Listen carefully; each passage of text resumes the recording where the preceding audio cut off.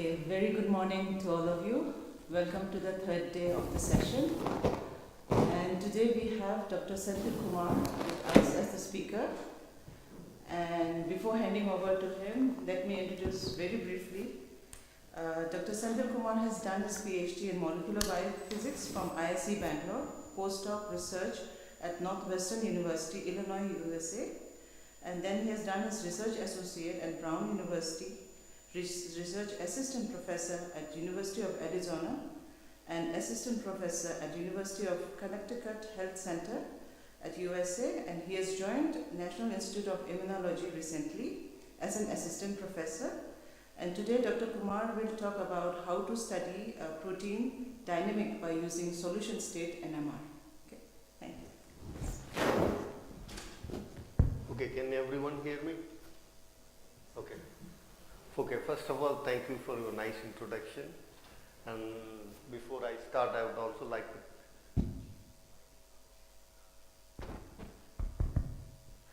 Can everyone hear me at the back?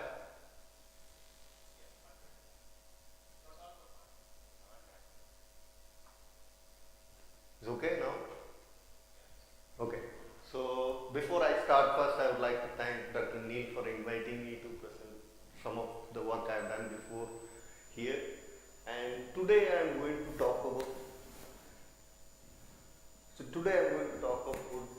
how to study protein dynamics using solution NMR spectroscopy, and with using MAP kinase P38 as an example, how it gets activated and regulated, what is the role of protein dynamics in the activation and regulation of mutagen activated protein kinase P38, and so on and so forth. So first of all, phosphorylation is an essential post-translational modification used by the cells to regulate most of the cellular processes. Some of the cellular processes I have highlighted here where phosphorylation plays an important role, like in the cell cycle, transcription, translation, cell signaling, and so on and so forth. So phosphorylation is essentially a mechanism by which everything gets turned on or turned off to regulate these kind of cellular processes. Most importantly, the extent of phosphorylation found in the human genome is widespread. For instance, there are more than 230,000 known phosphosites in the human genome. In addition, there are about 760,000 predicted phosphosites based on the sequence. In addition, there are multiple amino acids that can get phosphorylated, say for instance serine, threonine, tyrosine, and so on and so forth.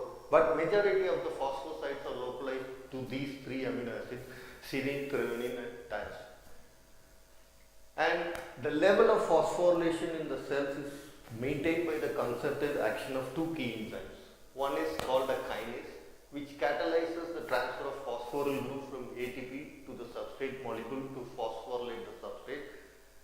And the other one is called phosphatase, which catalyzes the removal of the phosphate group to make it non-phosphorylated again. So in the human genome alone, there are about 570 protein kinases, and there are more 200 protein phosphatases.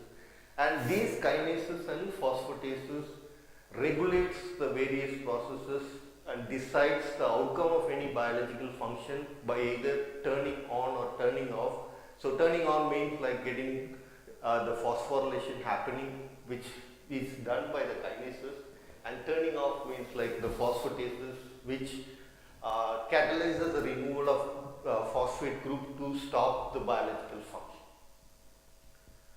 And most often these enzymes like kinases get activated or becomes active by the phosphorylation itself by another kinase. So most often you will find like the kinase becoming active to perform its function of phosphorylating the substrate once and only if they are phosphorylated by another kinase. Hence, it's a very good strategy to use phosphatases to block or dephosphorylate the kinase, which will block the phosphorylation of the substrate, thereby making it kinases inactive. So, in order to understand how the phosphorylation plays significant role in different cellular processes, one need to understand how these kinases and phosphatases function to regulate the outcome of specific biological function. So what I am interested and what I will be talking in the next 30 minutes or 45 minutes or so is how these kinases activate another kinases by phosphorylation. So what are the various steps involved in the activation of the kinase so that it can perform the function of phosphorylating the substance. So some of the two key questions which I am interested to answer is how the kinases interacts with the substrates and phosphatases, and how these kinases are getting activated and regulated using the combination of multiple techniques, but I will today focus mainly on the solution NMR spectroscopy.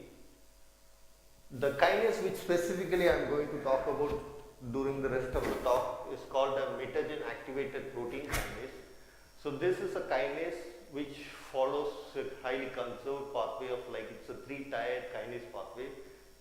Say for instance this is a MAP kinase and MAP kinase kinase, MAP kinase kinase kinase. So this follows a 3-tiered pathway. So in response to external factors like stimulus such as growth factors, mutagen, stress and so on and so forth, a wide variety of pathways gets activated, leading to the ultimate activation of MAP kinase. So this MAP kinase is activated by phosphorylation by its upstream MAP kinase, which in turn gets activated by phosphorylation by the MAP kinase.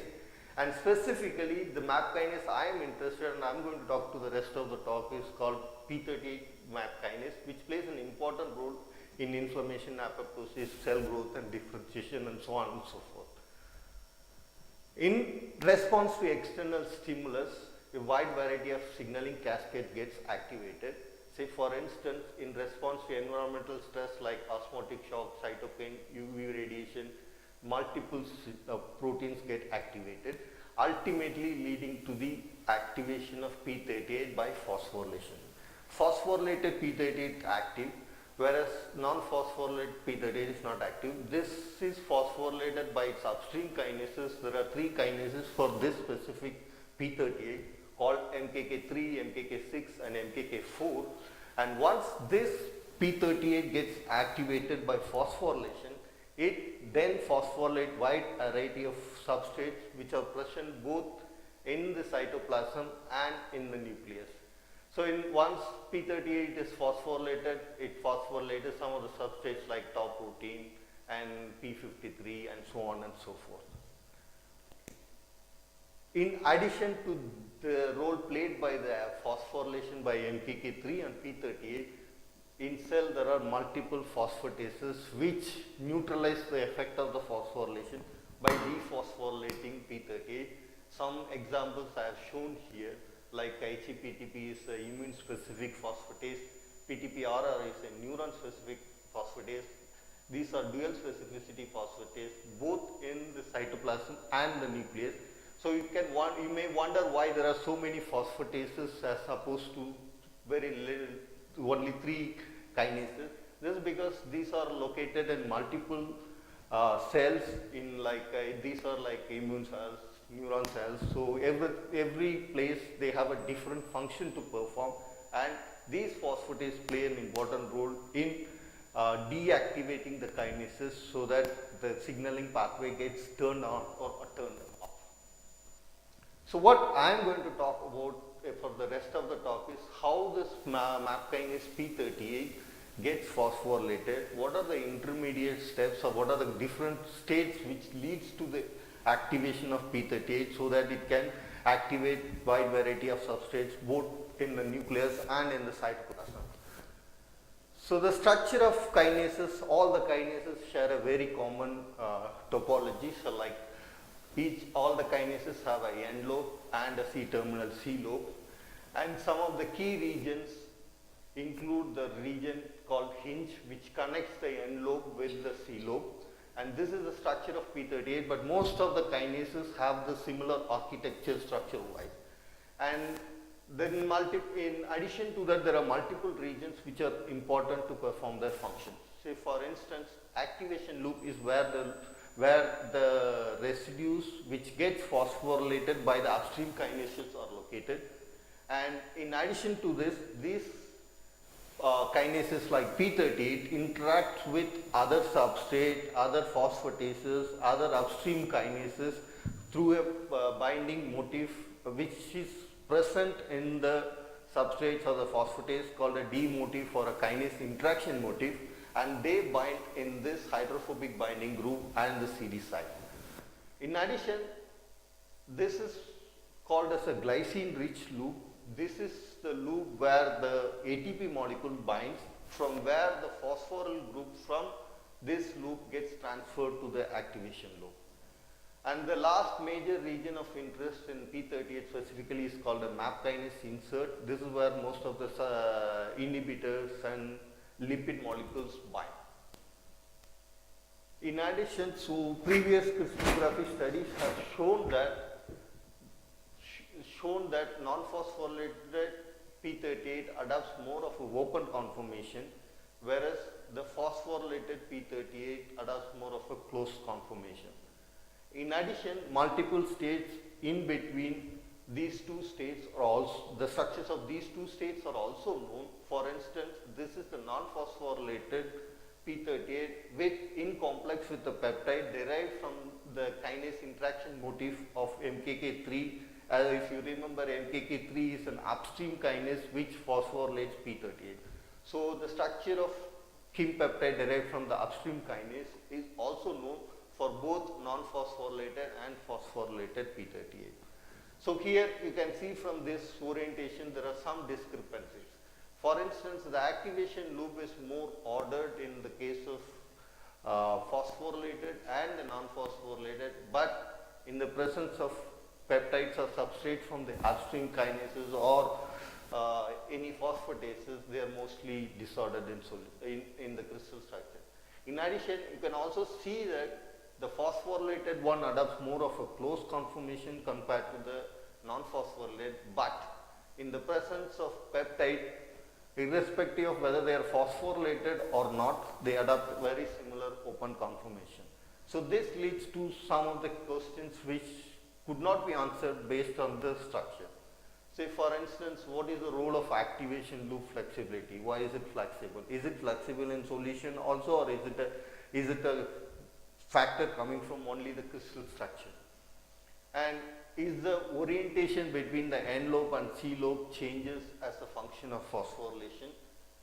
And what is the order of activation? So what I mean by this is non-phosphorylated, which is the starting point, and this is the phosphorylated, which is the end point. Whether the binding of the peptide happens first or by a phosphorylation happens first and then the peptide binds, leading to the activation of the dually phosphorylated P38. Since the structure could not explain, what we wanted to ask is, can dynamics explain this discrepancies what we observed in the structures? And since we want to do dynamics, so it's kind of quite challenging for this kind of protein, because P38 is about 40 kilodalton protein, and as you all know, since it's an NMR audience, you know most of the challenges we have because of the large size, like the molecule starts tumbling slowly in solution, leading to fast decay of the NMR signal and ultimately leading to the poor signal to noise ratio. In addition, you have large number of signals present in this particular 7 to 10 ppm for the amide proton region, leading to significant overlap in the NMR spectrum. In addition, protein stability is a big challenge, especially when you go for very large proteins. So you need to optimize the buffer conditions, and so that the protein remains stable for longer period of time, since you know most of the experiments we do for dynamics requires long acquisition time, sometimes in weeks. So to overcome these problems, one can go ahead and use higher magnetic fields or cryoprobes, and we have a lot of improved NMR methods to study this, and of course one can go for deuteration, which significantly reduces its relaxation rate, and then you get much nicer signal. So to illustrate you how it it is different for the P38. So this is a spectrum of P38 in the absence of deuteration, which is collected in 500. However, once you go ahead and deuterate the spectrum, deuterate the protein, the P38, you can see most of the peaks are well dispersed and you can go ahead and do the analysis. So while just a tip while you are doing expressing the proteins in deuterations, always don't go from 0% of water to 100% D2O, so then you won't get very good yield. So always try to bump up the percentage of the D2O as you go along. Say start with 0%, 10% or 30%, 50% and so on. That way you will get more yields when you are expressing deuterated protein. So the other thing is, since we want to do dynamics and we want to monitor how the dynamics is playing a role in the biological function of P38, one can do dynamics in multiple ways. Or like one can choose different probes to monitor for getting the dynamics information. So one is like all the backbone amine nitrogen amide proton resonances, which is spread throughout the molecule, and you will have more number of. The main advantage of studying the backbone dynamics is you will get more number of peaks to monitor, which gives you a better quality and better data. So other thing one can consider using is called side chain methyl groups, which can be used as a probe to monitor the dynamics.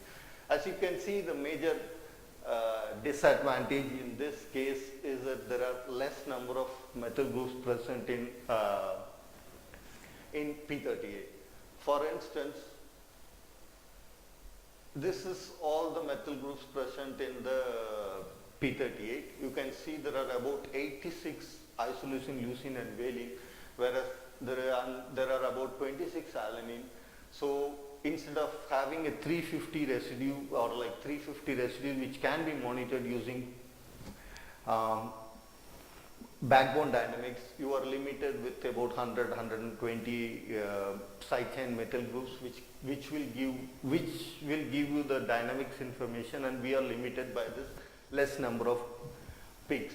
And one other thing you need to consider when you are doing side chain methyl dynamics is whether I have the coverage of all the key important regions present in the molecule. As I have mentioned, there are some key regions like activation loop, glycine loop, and so on and so forth in P38. You need to ask whether I have a very good coverage of these residues when I do side chain methyl groups as the dynamics. So for instance, in the glycine group, there is no side chain methyl groups, and we will be blinded by the fact that there are no methyl groups. One cannot monitor the actual dynamics happening in the glycine group rich loop if you are using a side chain methyl groups. So that gives us an advantage whenever you are using a backbone dynamic studies. Say for instance, this is a spectrum of P38, and more than 85-90% of the peaks are assigned in this case, which gives us an advantage of monitoring more number of residues when you do backbone dynamics. So coming to the protein dynamics things, there are multiple events happening at multiple time scales. So for instance, one can use NMR spectroscopy to study dynamics from picoseconds all the way to years, and as the time changes, one can monitor different states which are changing. Say for instance, if you are looking at picosecond, nanosecond, you are looking at side chain rotation and the backbone dynamics. And I have also highlighted some of the experiments one can use for each of the different time scales which you want to study the motion happening. Say for instance, if you want to study picosecond, nanosecond time scale, these three experiments are very good. And if you want to go for microsecond, millisecond time scale, the CPMG or RDC or R1 rho is good. And when you are looking at very large time scale like protein folding, which happens in milliseconds to hours, or aggregation which happens in seconds to year, one can use hydrogen deuterium exchange or diffusion NMR spectroscopy. So first let's see what happens in the picosecond and nanosecond time scale in the case of P38 molecule. So first let's look at, there are four different states as I have shown in the beginning. Let's see what happens in the dynamics at all these four different states, like the non-phosphorylated. Let's see what happens in the non-phosphorylated state. So what you do is you run a couple of experiments called T1, T2 and HNOE to extract relaxation times, and while you do that, what you do is you increase the delay, and as a function of delay the intensity keeps dropping for each of the peak, and by fitting the curve you extract the relaxation times. And these relaxation times can be converted into rates, and when you plot the relaxation rate as a function of sequence residue number, you can see each of the dot correspond to one amino acid in the sequence of P38. So this plot is pretty straightforward to interpret. The easiest way is like the ones which are showing higher R1 and lower R2 are flexible or dynamic in solution, whereas those don't have those don't show those patterns are mostly rigid in solution. Say for instance, you can see like the end, you know that N terminals and the C terminals are the most flexible region in a protein molecule, and the R1 is higher and R2 is lower in the case of the N and C terminals, indicating that this region is flexible. In addition, there are three other regions which I have highlighted in three different boxes showing that they are highly dynamic or flexible in solution. So these regions correspond to the glycine rich loop where the ATP binding happens, and the hinge region where which connects the N lobe and C lobe of P38, and the activation loop, which is where the phosphorylation happens. Okay, so we looked at the non-phosphorylated state. We identified three different regions. In dynamics, it's relative, and it is always you are going to compare with something else, and the non-phosphorylated state itself doesn't give you the information that these regions are flexible, but in order to understand the mechanism you need to look at the multiple states to see whether the dynamics is getting abolished or it's staying the same or it's increasing. So in order to study the dynamics of other states, what we started was first we tried the peptide which is derived from the MKK3 upstream kinases, and asked whether the binding of the peptide can change the backbone dynamics of non-phosphorylated P38. Say for instance, so before we go into the real dynamics, let's see how to monitor protein-protein interactions by NMR. So you must record HSQZ, and then each peak corresponds to one residue in the protein, and you can see this is a spectrum, and then each of the amide proton will give one peak except for the proline which don't have amide proton. And then what you do is you try to get this get what you call the sequence specific resonance assignment, which tells you which peak correspond to which amino acid in a particular sequence. And once you have that, you have assigned and you have found out which peak correspond to which amino acid, what you do is try to add the interacting protein. In this case we will add the MKK3 peptide which is coming from the upstream kinase, to ask where it is binding and what are the residues which is involved in the interaction from the P38 side. So what you do is you will add the interacting protein and identify which are the residues which gets which are the peaks which shows changes, whether it's the intensity or the chemical shift change, and those residues directly contribute to the interaction or they are involved in some kind of conformational change happening in solution. And once you have done that, you try to plot the chemical shift changes as a function of residue number to see which residues are in the P38 is, in this case P38 is directly involved in the interaction. As you can see from this plot, you can see there are a lot of residues showing chemical shift changes, indicating that these residues are involved in the interaction, but they are present throughout the sequence. So in order to see whether this is throughout the sequence, you need to map on the structure, and you can see most of the residues will form into a surface, form a contiguous surface, showing that this is a region where actually the other interacting protein is binding. Okay, and using this approach, one can study the protein-protein interaction for any protein-protein complexes.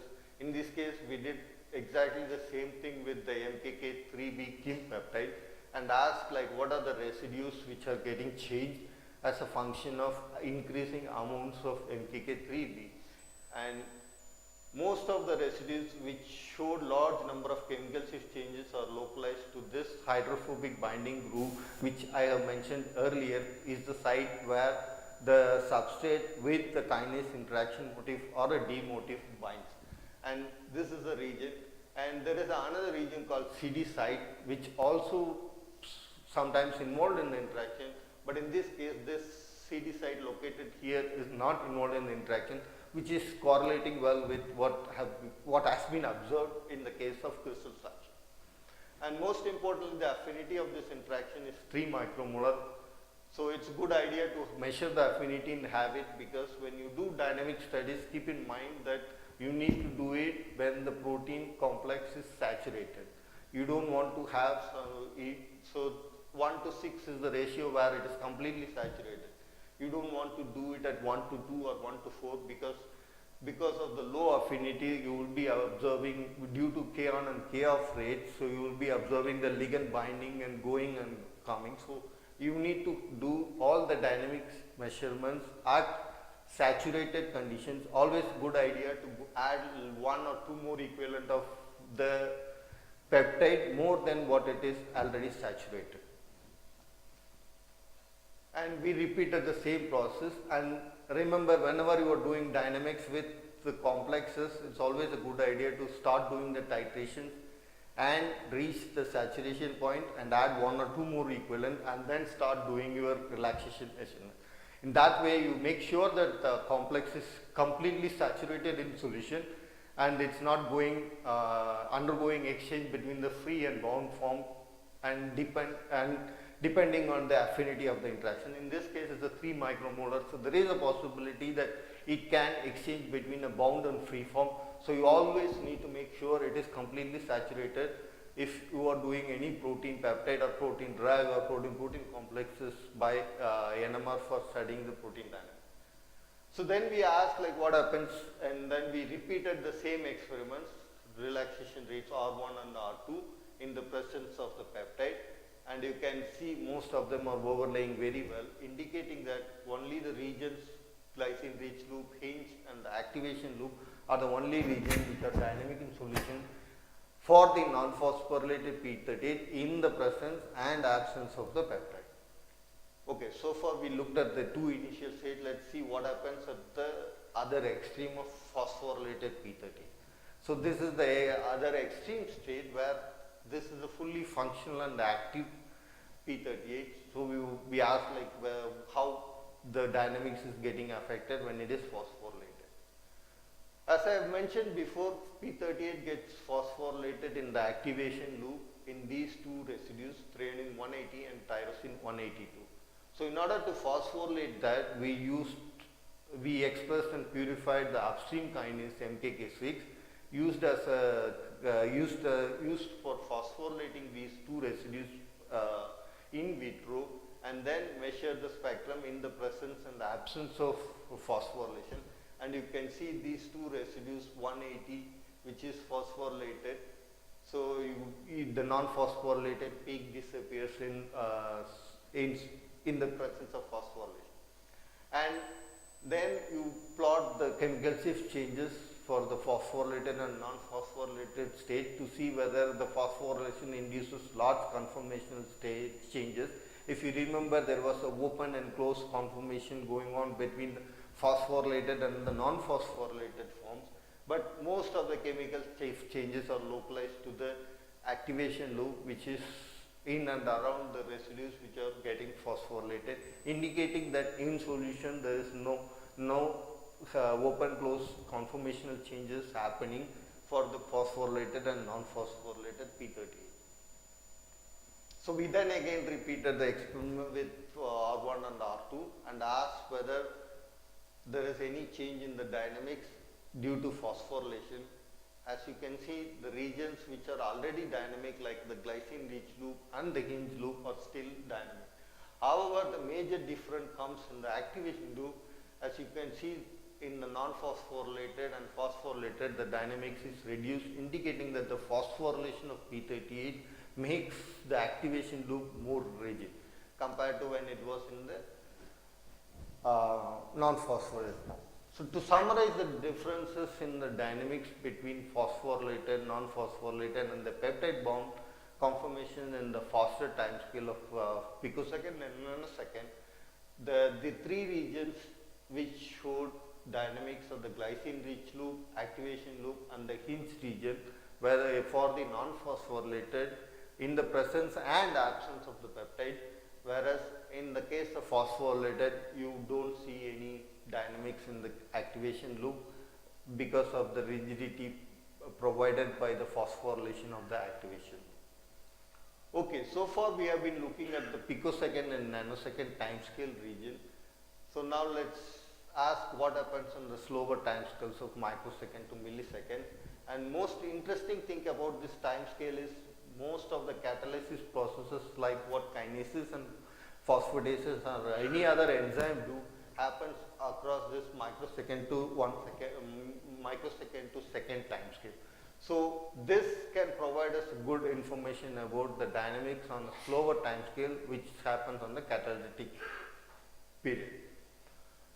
So to understand that, what happens on the slower microsecond, millisecond time scale, let's consider two possibilities. Let's consider a state A and a state B.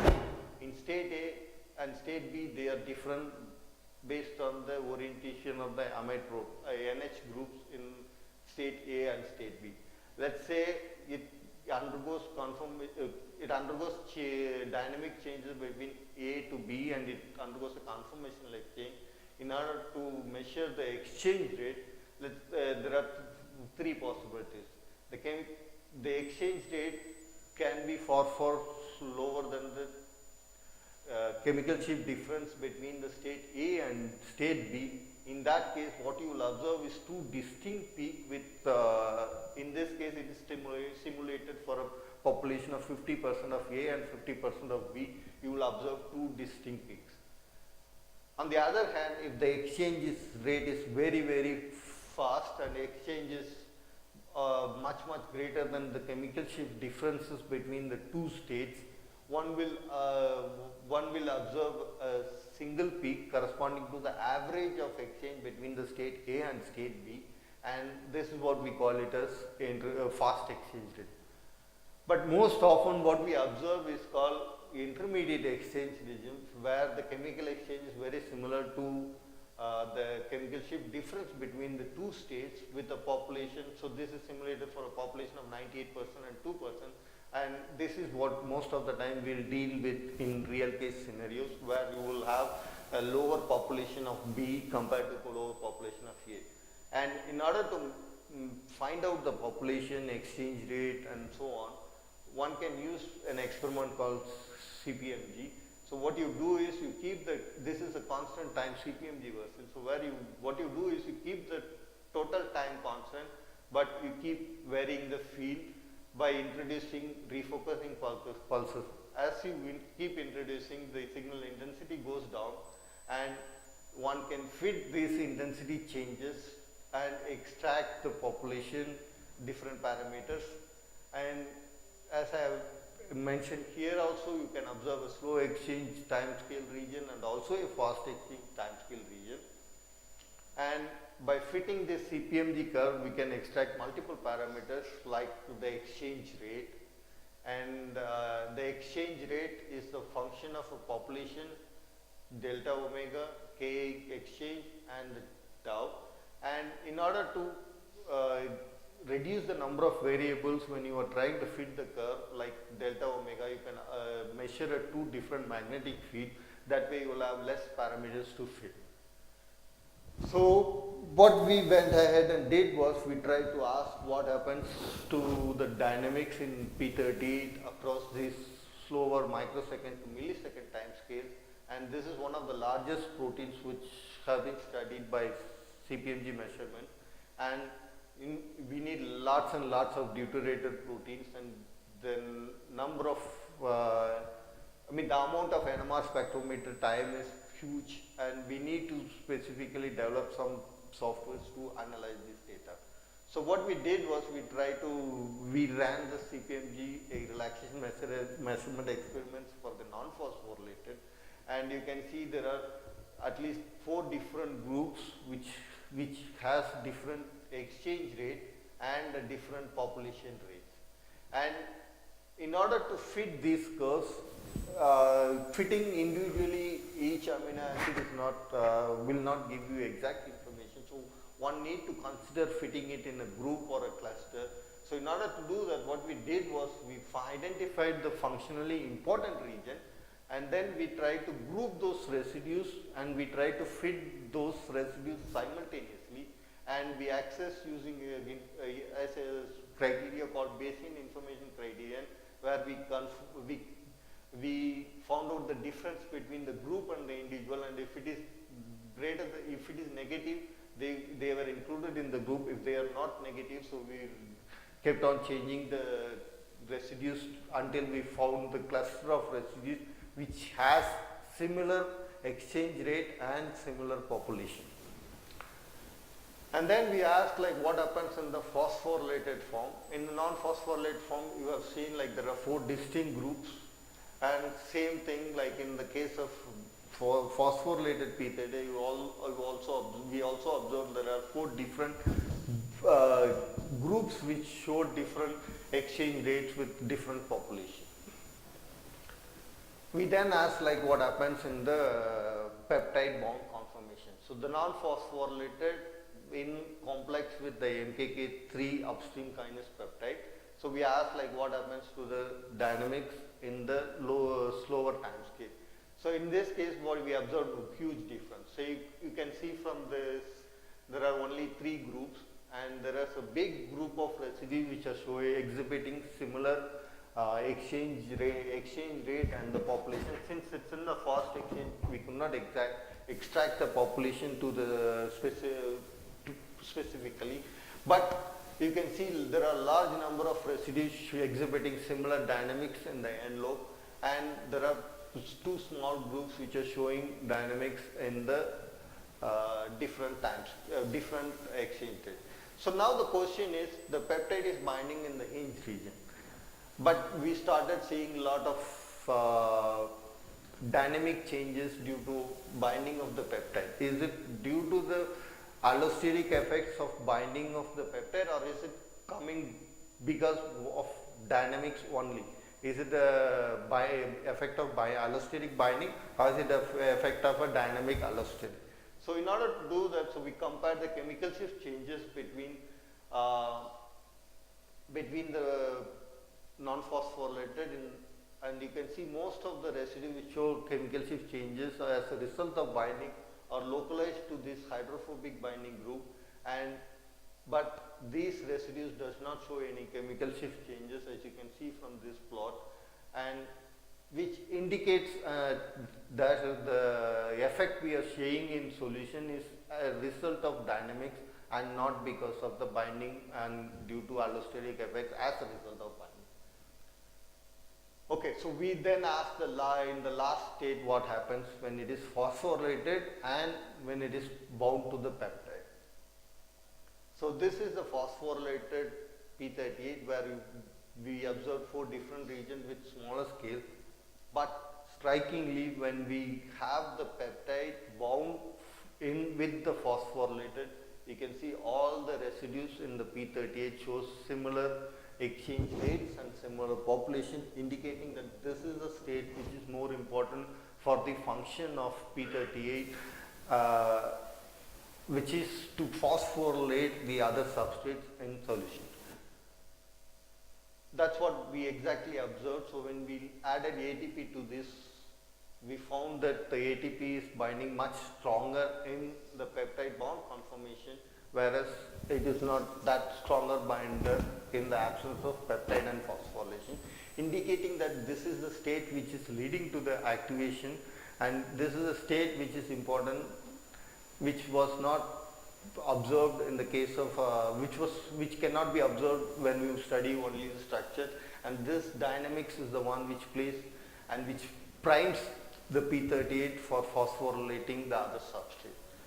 To summarize what I have shown here, like the activation loop, hinge loop shows fast time scale motion in the non-phosphorylated peptide form, but the activation loop doesn't show any fast time scale dynamics, and upon binding to peptide and upon phosphorylation, the whole molecule of P38 behaves like a single molecule, showing same exchange rate and same population, indicating that this is a state which is primed for activation.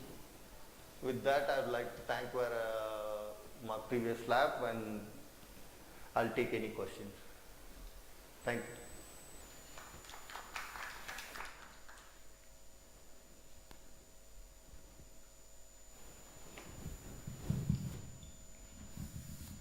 Thank you, Dr. Senthil, for covering details, the intricate details of large protein P38 in specific.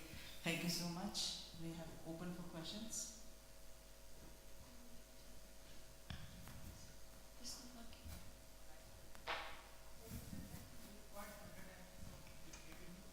So how much costly is that? What? That making hundreds of mgs of deuterated So, protein.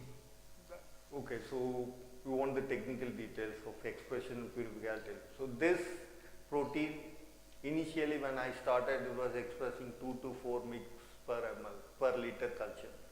So I need to optimize our expression, purification, and eventually I ended up getting 40 milligrams per liter of D2O.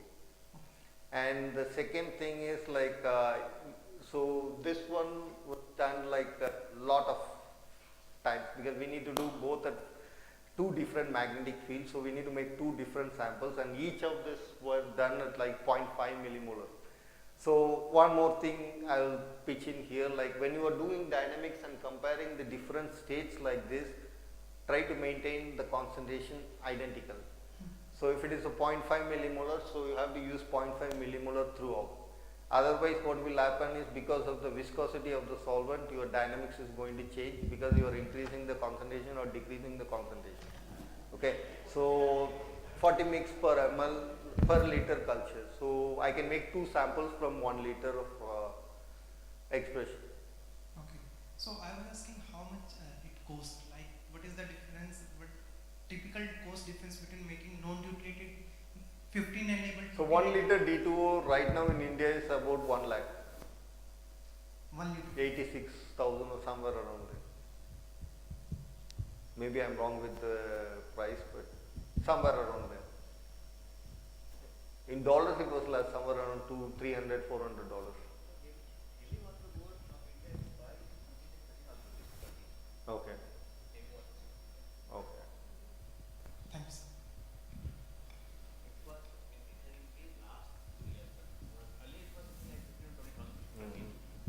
Now it's very expensive.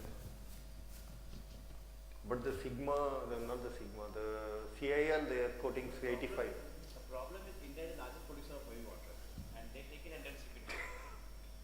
Yeah, that's where the problem. Yeah. Okay, sir, I have a question that you said that if we are doing the dynamic studies, we have that our protein is saturated. So how we confirm that our protein is saturated? Okay, so when you're doing a titration, so you are adding 1 to 1, 1 to 2 to 3, after once it is saturated, you won't see any chemical shift changes.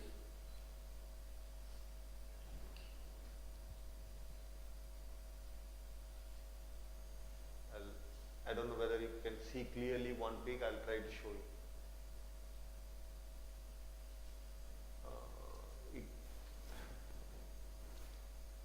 Trying to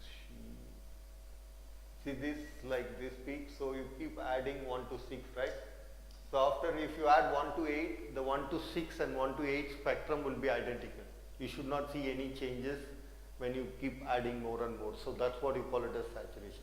But if you look at 1 to 1, 1 to 2 and 1 to 4, you can see the green and red, they keep moving. So it won't keep move once you saturate.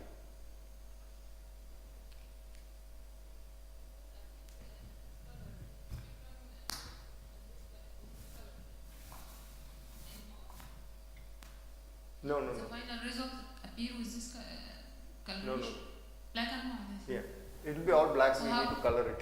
How could you know the You can use the any software to use. Like I used Adobe Illustrator. okay, thank you. How to know this is this one is not active and this one is active, or this will combine affect the chemical activity? Again.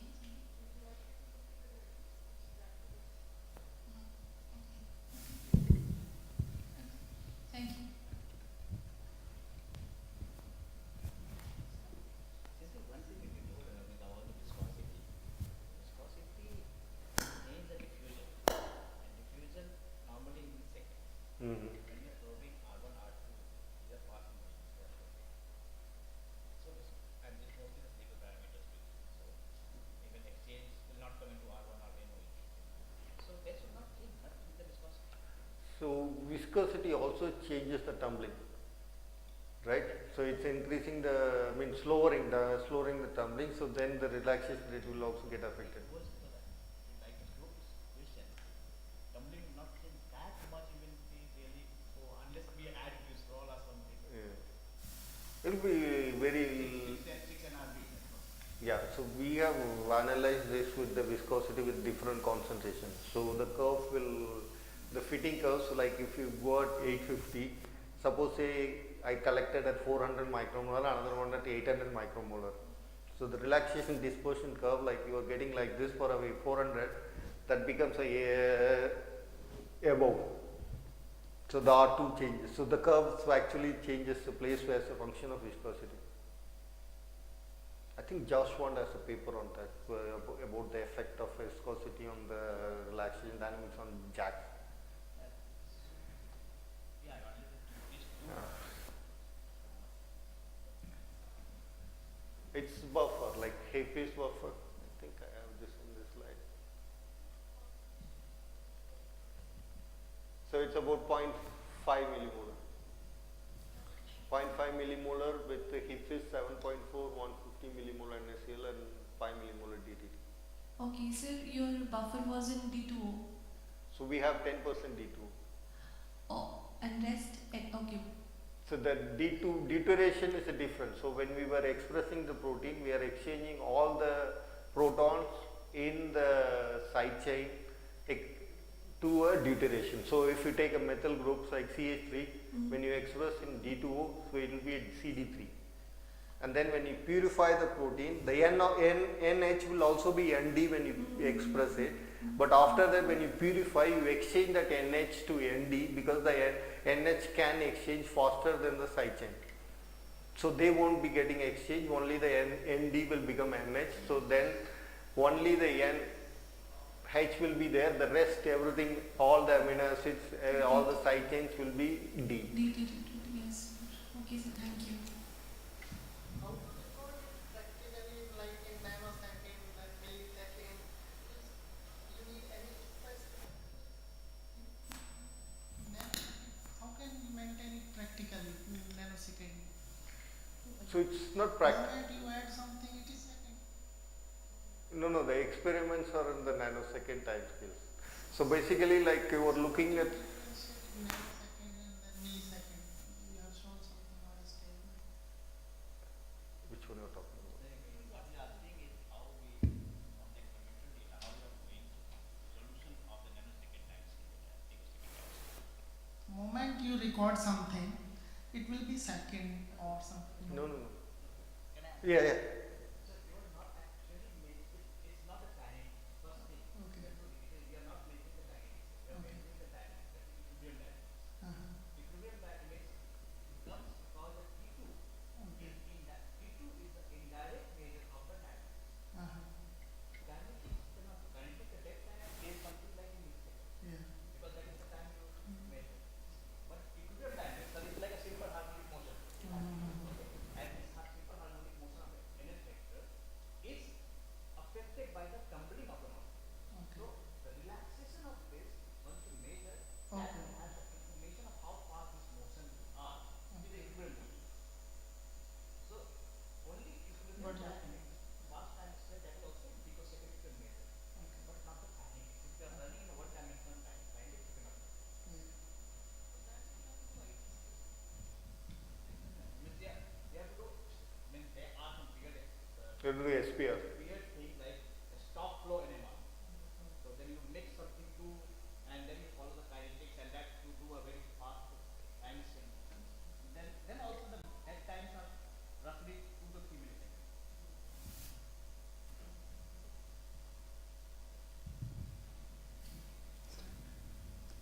Thank you, Dr. Senthil.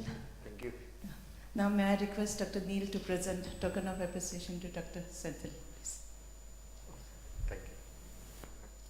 You want to take a photo? Thank you.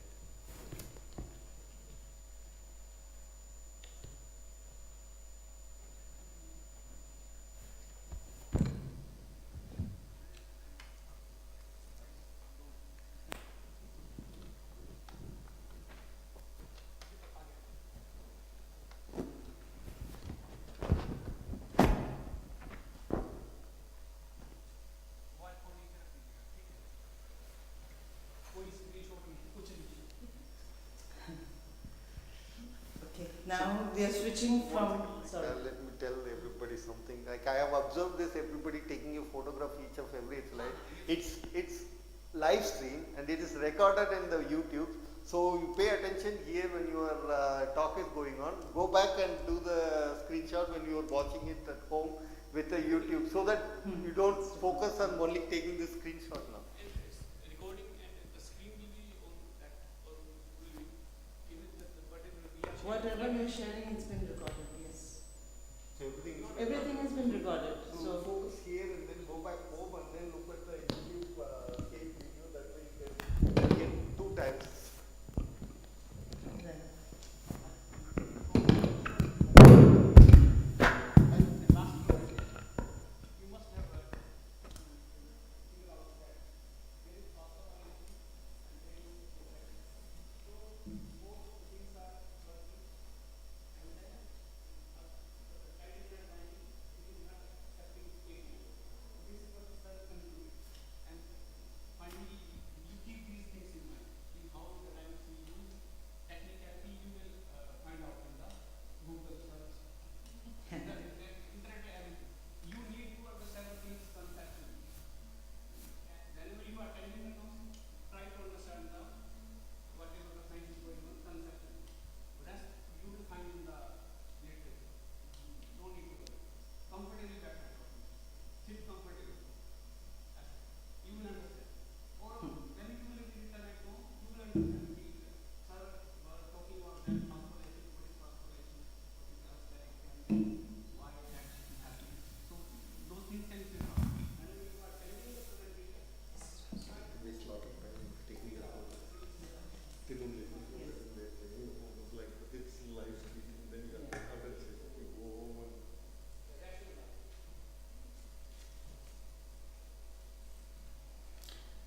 Okay, now we are switching from protein dynamicity to clinical metabolomic studies. Today we have Dr. Dinesh Kumar. Briefly, Dr. Dinesh Kumar has received his PhD from Department of Chemical Science, DCS, Tata Institute of Fundamental Research. His thesis work received 2011 Eli Lilly Outstanding Thesis Award in the Structural Biology section. He has received various awards and recognitions in his academic career. He was elected as Associate of the Indian Academy of Science for 3 years, elected as a member of Executive Committee of National Magnetic Resonance Society for 3 years, serving as President of Translation Biomedical Society, India. Dr. Kumar is working as an Associate Professor at Molecular Diagnostic and Phenome Research Center of Biomedical Research, Lucknow. His lab focuses on NMR-based clinic metabolomic studies. thank you for the kind words of introduction. And very good morning to all of you.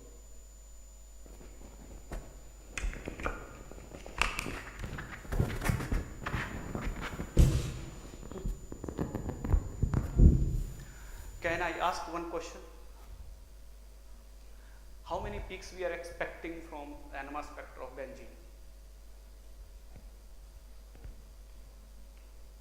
Number of peaks. We will start from the basic NMR, then I will take you. NMR spectra of benzene. How many peaks you will?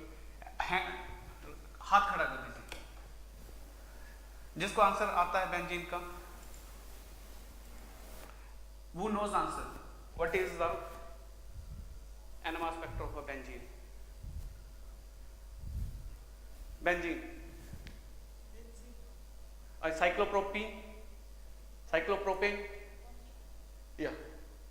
ठीक है सुमित बस just एक fresh mind यहाँ focus करने के लिए no singlet it will be singlet.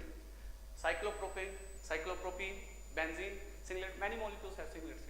So just कि हाँ आपका I have to bring your focus. Okay.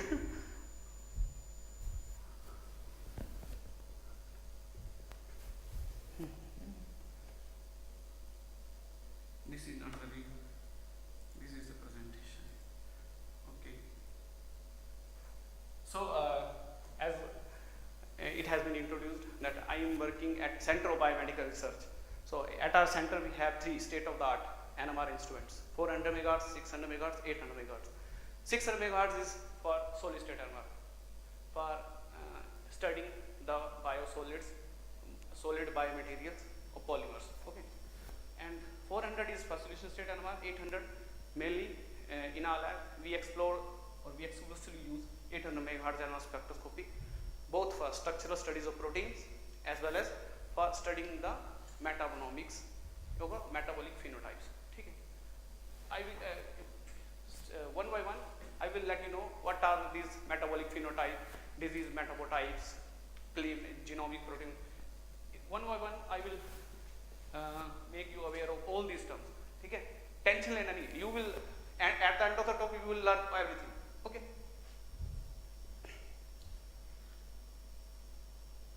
So as I said, we use NMR for structure studies of proteins,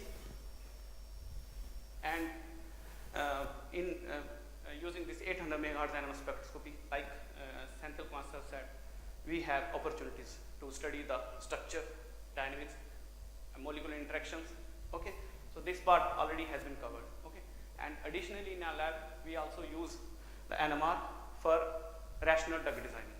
Okay, rational drug designing means we have the structure information and we know which site is active or which site is functionally active, and somehow we need to block the functioning of that protein using small molecule inhibitors. Okay, and this is a modern drug discovery procedure. I mean, most of the now drug industries, they follow this rational drug discovery protocol or procedure, where they know the target. This is the protein which is responsible for the disease state, and now the companies or the R&Ds have the target to block the functioning of that protein. Okay, that protein may belong to a human or to a pathogenic bacteria, mycobacteria, virus like COVID virus. Okay, so just you can simple this rational drug designing. Understand? No complications. Okay. Now in our lab we also use NMR for clinical and preclinical metabolomics studies. Clinical, when we study the metabolic profiles, okay, biochemical profiles on human population, and okay, when we compare, first quantify and compare the metabolic profiles estimated or measured on human population, and comparison is made between normal population and diseased population. Okay, that is clinical metabolomics. So koi confusion? Any confusion? What is clinical metabolomics? When we use metabolomics for studying human diseases.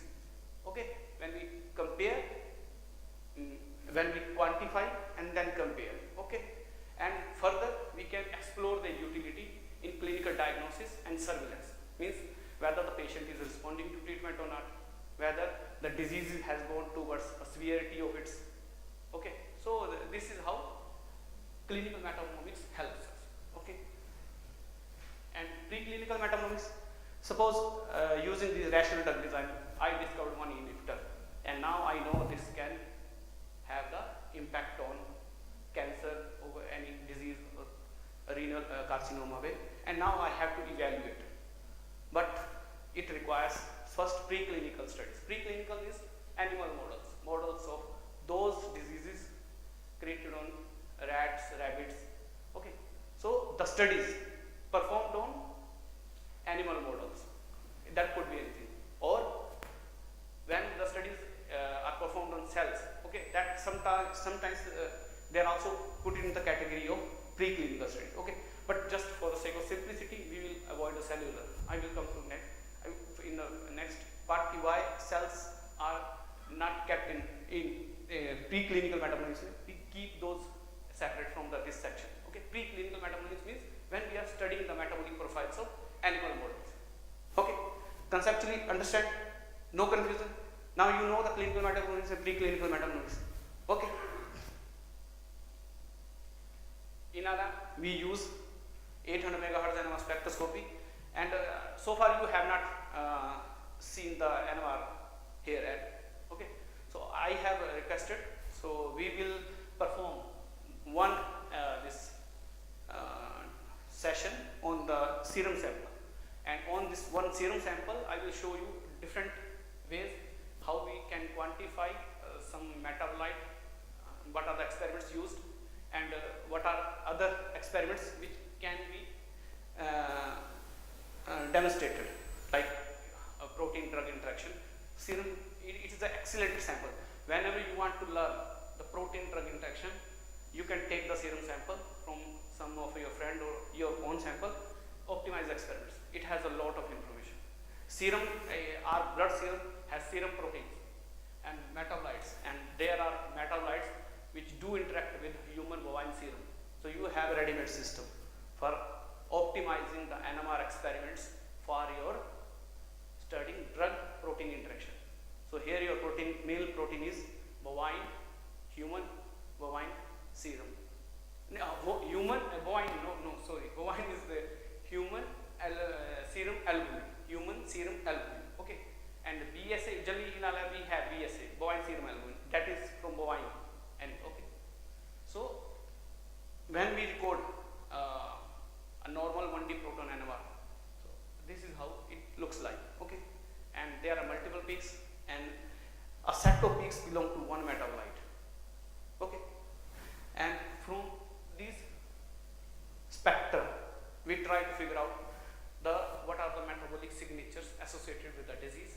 Okay, so this is a simple NMR spectra which is used for comparing the metabolic profiles.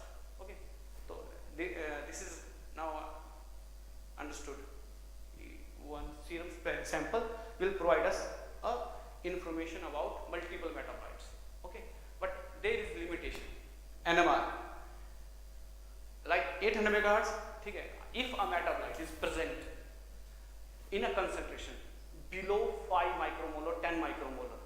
Okay, that depends on if it is also interacting with the serum proteins or not. 10 micromolar, if it is its concentration is below 10 micromolar, you will not see in an NMR spectrum. Okay, this thing you can note down. Okay, it is on the 800 megahertz, almost a cutoff is 5 micromolar if a molecule is not interacting with other serum proteins. Okay, for serum sample I am talking about. For if you have purified sample, okay, the detection can up to 10 nanomolar. Okay, if in the NMR you have deuterated solvent and you have a ligand compound, you can go for nanomolar. So NMR can give you sensitivity, you have to increase the number of scans. Okay, but for serum sample, if a metabolite is present below a concentration of 5 micromolar, you will hardly see the signals.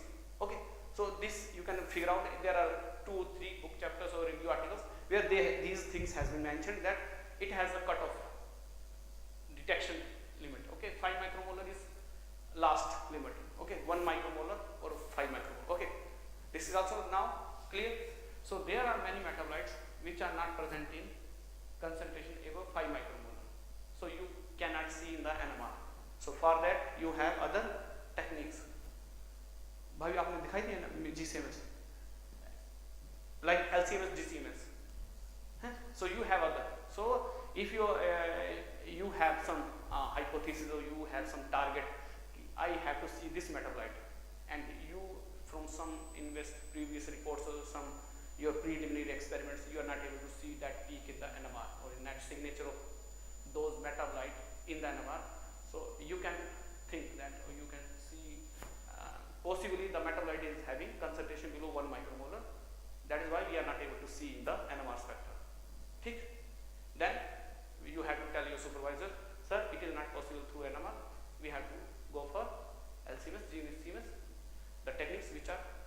sensitive and can detect a metabolite in picomolar concentration. Okay, understood? Now, metabolomics. I mentioned clinical metabolomics, preclinical metabolomics. Okay. Now, metabolomics can be used in different steps of drug discovery and development. Okay. There are many aspects. For example, you have prepared a formulation and you have checked the shelf life, whether when we are keeping it formulation at room temperature, it is stable with time. Like you have to estimate the expiry date. Suppose. Okay. So you can do NMR, shelf life of formulation. Okay. Now you have a figure out, or you from your experiments or from your rational drug design, this compound, maybe this T compound or T epigallocatchin gallate or some compound, say flavonoid, some flavonoid is having a good activity or it has a potential to suppress the activity of this particular protein.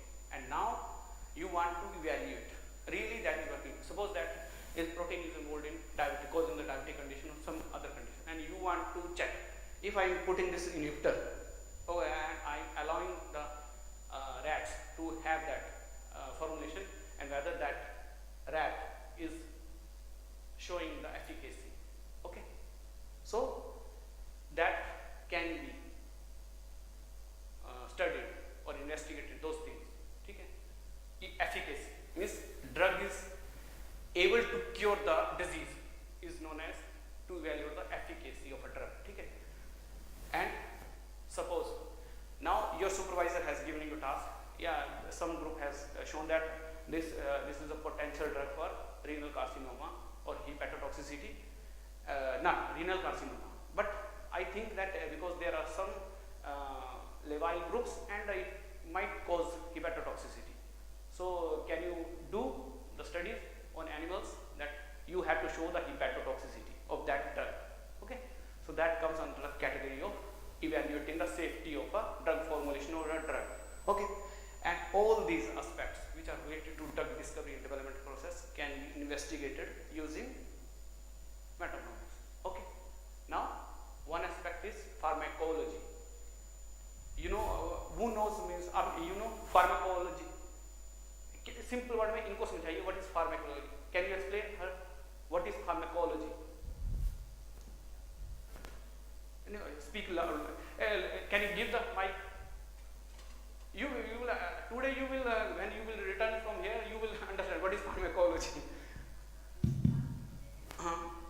Studying the drug, various aspects of drug, how it is behaving within the system, biological system. Okay, pharmacology. Now, in general, when we use the term pharmacology, that is related to studying its various aspects, including efficacy, pharmacokinetics, pharmacodynamics, and efficacy as well. Okay, so that all comes under the category of pharmacology. Okay, and here I am using the term pharmacometabolomics. Okay, so here I am using the term. Many aspects can be associated with pharmacometabolomics. Okay, but when I am talking about pharmacometabolomics, just be with me that I am talking about the evaluation of its efficacy. Okay, suppose you have a marker, glucose, you know, for hyperglycemia, and you have diabetic. Okay, diabetes may it is glucose is known to be elevated. Okay, now I have a formulation. This is as a workshop, the biomarker discovery. No? Suppose we already have a biomarker. NMR can give you biomarker. I will come to that. But you have a biomarker. Okay, glucose, and now you want to show the efficacy of that formulation, whether really it has anti-hyperglycemic properties or not. So you have a set of rats. You have what is culture, or you allow the rats in your lab, animal culture, or what is क्या बोलते हैं animal? नहीं पर उसको animal culture बोलते हैं क्या? हैं? नहीं models को उनको करना grow करने को क्या बोलते हैं? What is called? हाँ, मतलब हम cell culture use करते हैं, उसकी term क्या use है? Animal studies. So animal, we plant animal studies. Okay, we have 40 rats. we divided into 4 groups, 10 rats, and we induced diabetes in all 40 rats.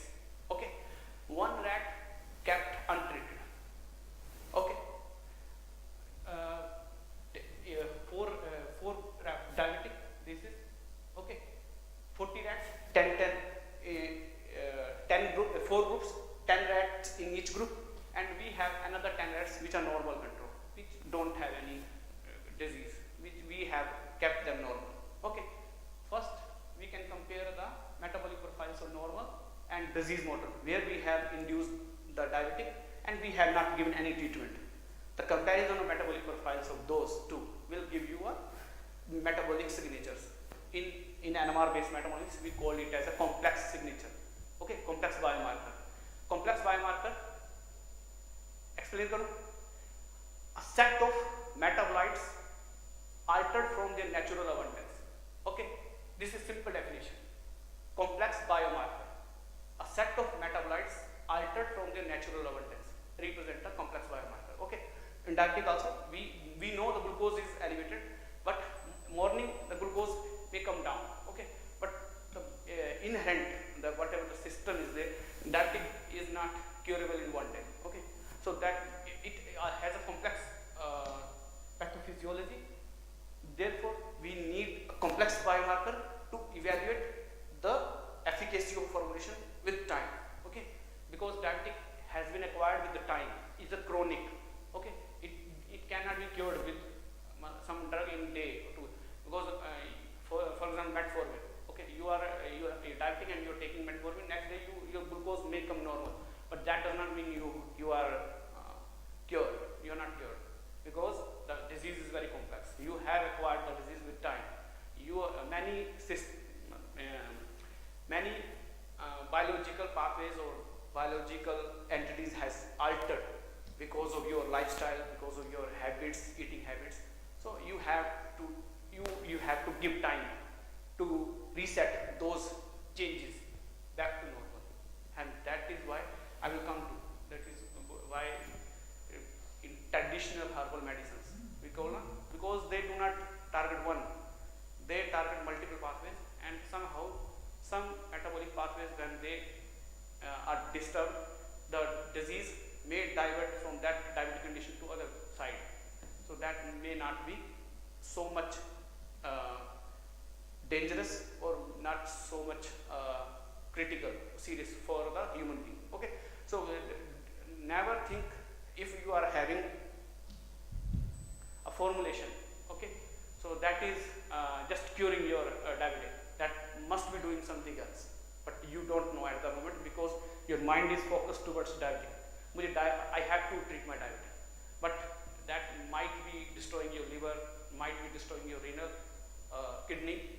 But for the time being, you want to see the parameters related to your diabetic. Okay, so here you first step, you perform the analysis. You compare the metabolic profiles of normal rats with diabetic rats, and you found the metabolic signatures. Okay, and then you have that formulation. You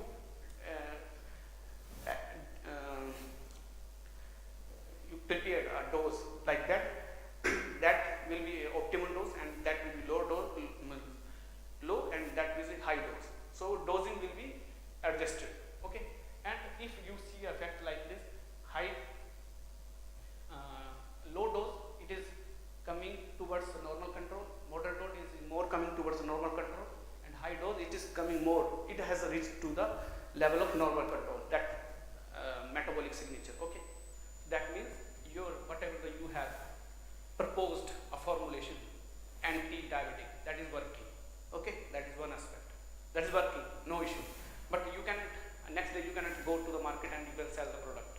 It is not possible. Okay, you have to do the toxicometabolism, and that is the biggest challenge. Okay, pharmacology means efficacy can be proven in a year. Okay, in some you have decided some 20-30 parameters, and based on that you evaluated and you proven. Okay, but there are many aspects. If how many days you have to take that medication formulation, many days they can cause the neurotoxicity, renotoxicity, cardiotoxicity. So many parameters need to be evaluated. Therefore, a formulation can only come to a market when it has gone through multiple steps. Okay. Other issue, you suppose the studies has been carried out on animal models. Okay, but when a drug has to go for use in human population, that also need evaluation on human population. That is known as clinical trials. Okay, so now you can imagine when a drug comes to the market, it has to go through multiple steps. Okay, first is pharmacology, is okay, then toxicology. Okay, so now toxicology, pharmacology is well understood. Two elements. Okay, and metabolomics, NMR based metabolomics basically, or specially. Okay, very special in giving you the indications that in a month, see, because the animal study can be planned and it can be completed within a month, and NMR based metabolic analysis can be completed 7-10 days. Okay, so almost in 1.5 month time you have indications. Yeah, your formulation has efficacy. Okay, but with other techniques like GCMS, LCMS, because that can give you multiple parameters. First you have to get the assignments of those peaks. Okay, here everything is almost established. Okay, so you can use NMR as a primary test. Okay, a rapid and primary screening of efficacy and safety. Okay, so note this term. NMR is well suited for primary screening of efficacy and safety of a drug or drug formulation. Okay, this message you can take home. So now whenever you are designing a study like toxicology, pharmacology, you can think about NMR based metabolomics because it is simple. There is no need to prepare a sample in a complicated way. Sample processing is minimal. Okay, you have to just mix a buffer with a serum sample, put it that solution in a NMR tube, record the spectra. Spectra will come like this, I showed, and then sit on your computer and analyze. Okay, and most of the information you will get on the internet. Okay, so simple. Okay, no confusion. Isolate a single compound from herbal medicine, and I want to look into the efficacy of treatment. So, what all steps should I go through? For single compound analysis from a crude extract. For that, first, if you want to just see the efficacy, suppose you have the extract and your supervisor has asked you, it is having a Parkinson, it has efficacy against Parkinson disease. Okay, so simply you can, as a primary step, you can use NMR. Okay, you have a well-established protocol to how to induce Parkinson in animal models. Okay, you show within 2 months time that, sir, yes, it has efficacy against Parkinson disease, because now rat, when Parkinson happens, they are allowed to run on a partner, and if they are falling, that means they have induced the Parkinson. And now if they are stable, they are running, that track is prepared, tumbling track, zigzag track, and they are allowed to run on that track. And if the Parkinson is there, they fall down, and if they are curing, they will smoothly walk. Okay, so this is how you can show in a 2 month time that this compound, sir, has some efficacy. Okay, but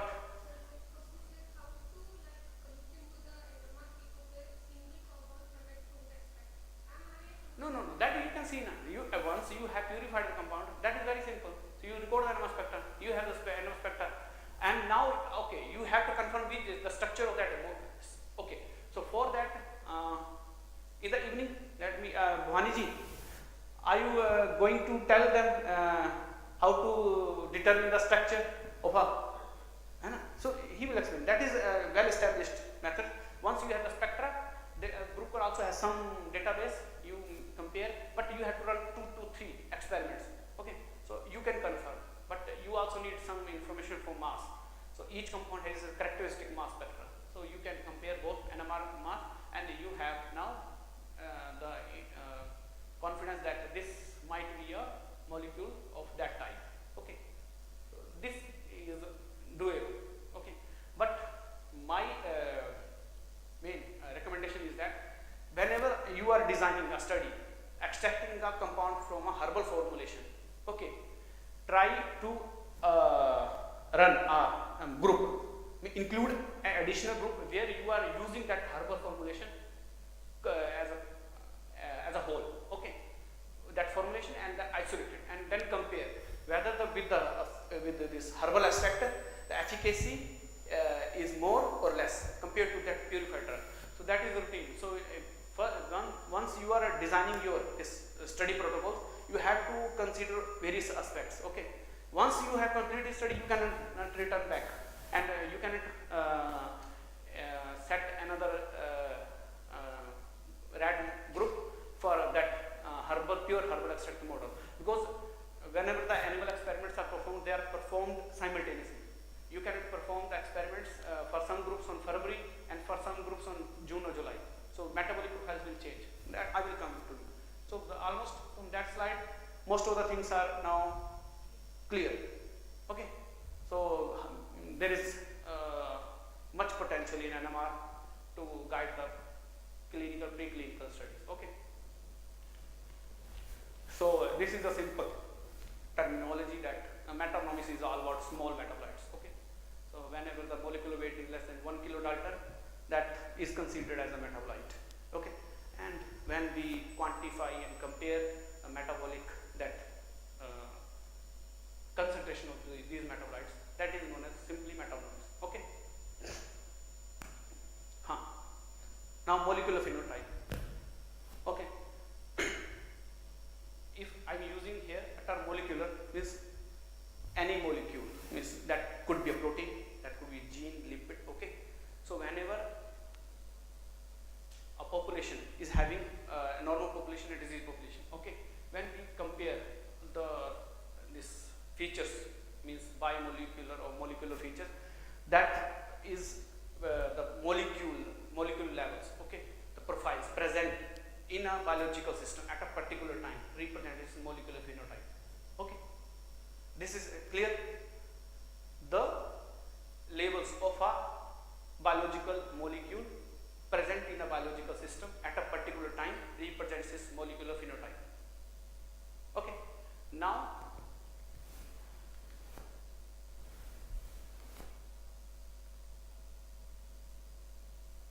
so here this molecular phenotype can change because of various factors. Okay, suppose you have from Egypt, who have come from Egypt. So from Egypt, when you have started from there and now you are here, maybe your molecular phenotype has changed. Okay, because of the climatic conditions, environmental, whatever conditions are here and there, and because of time lag you have paused. Okay, now other, like if you are having some medication that can also change your molecular phenotype. Okay,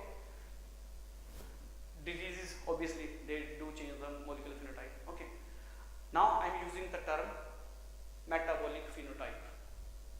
Okay, just molecule को capture a molecule term and throw it and put a metabolite. Okay, now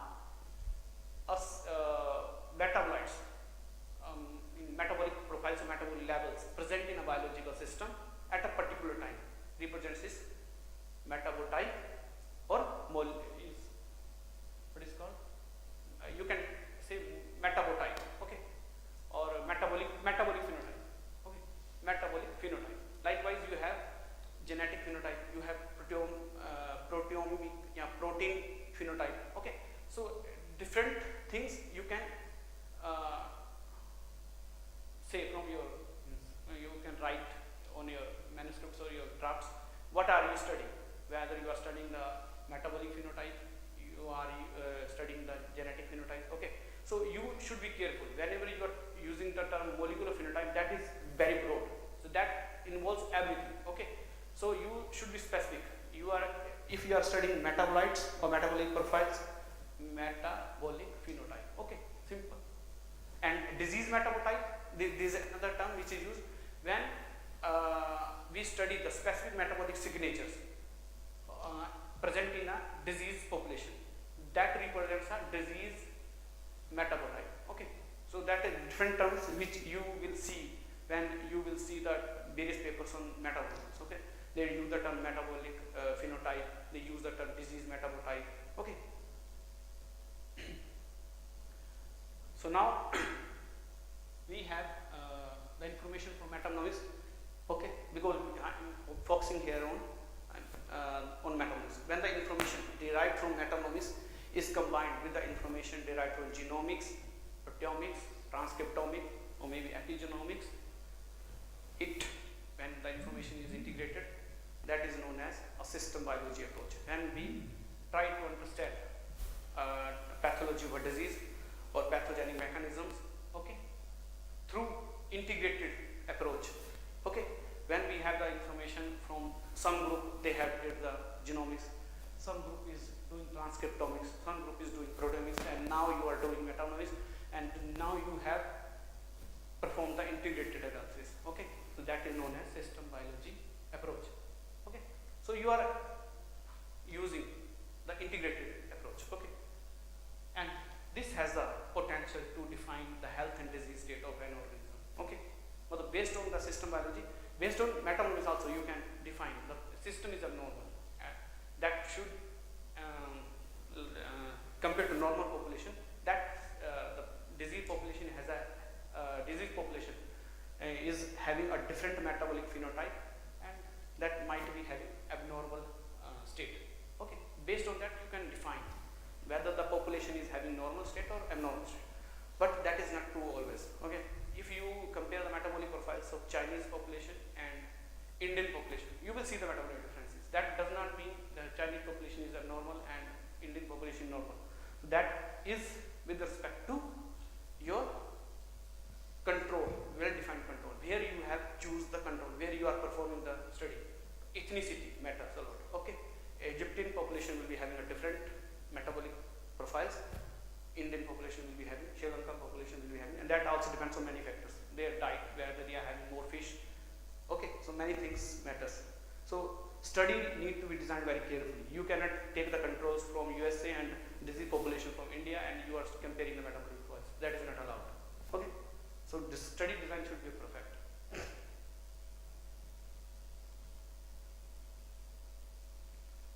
Okay, so far we have seen epigenetics. How many you are aware of epigenetics? It is just yeah. Yeah, how it is regulation, gene regulation basically. And euchromatin, we know euchromatin is when our DNA histone proteins, they keep our chromosomes tightly packed, and that tightly packed system is euchromatin. Okay, and whenever our system has to express a protein or express a gene, okay, so something happens at the molecular level, something happens, and that something is like this histone, these proteins, they lose because of some modifications, and that is known as acetylation, or their what is acetyl methylation too. So these things, they make the conformational changes. Okay, and they allow the genes to open and express some set of genes in the form of iRNA. Okay, active RNAs. Okay, and that is good when those miRNA, which has been expressed by a system, mRNA. Okay, mRNA or miRNA. mRNA is transcriptomics, and miRNA transcriptomics. Okay. Regulating, but epigenetics may miRNA. That's okay. So miRNA. Okay. So now these epigenetics, what is happening at the chromatin, histone proteins, at the level of histone proteins, we can probe through our NMR that what is happening at the level of histone proteins. Okay, but we know whenever something happens at that level, it affect in it reflect in the form of miRNAs. Okay, so this is how epigenetics work. Okay, but epigenetics has a direct impact on the metabolomics. This is important. Okay, because there are many diseases which are caused by this epigenetic dysregulation. Okay, and final impact comes on the metabolomics. And again, metabolomics has great impact to modulate or to modify the epigenetics. Okay, so this is a circle. Okay, so somehow if suppose there is a disease, okay, and that involves epigenetic dysregulation, okay, and now you have a drug and you want to show your supervisor that, sir, it has though the disease is having epigenetic dysregulations, and now I want to show really my drug is having efficacy against that, but that drug is caused by that at the level of histones. Okay, but now you are using that drug for unknown, like your true or that pure extract. So now you created an animal model for that epigenetic dysregulated disease, and you gave that formulation and you saw the efficacy. But you saw the efficacy in terms of metabolic profiles. Yeah, metabolic profiles were disturbed previously in the disease models. Now they have recovered, they have reset back. Okay, now you have the information that metabolic profiles has reset back. That means your drug is doing something which is having impact on the acetylation or methylation. Okay, so for that you have to plan another study to really show, yeah, what is this formulation is doing. Okay, because maybe your whatever the formulation you have given, that is disturbing some other pathway. Through that pathway the epigenetics is changing and finally outcome is changing. Okay, so the system is very complicated. Okay, so you are targeting somewhere and something different is happening, and you are writing different things in your manuscript.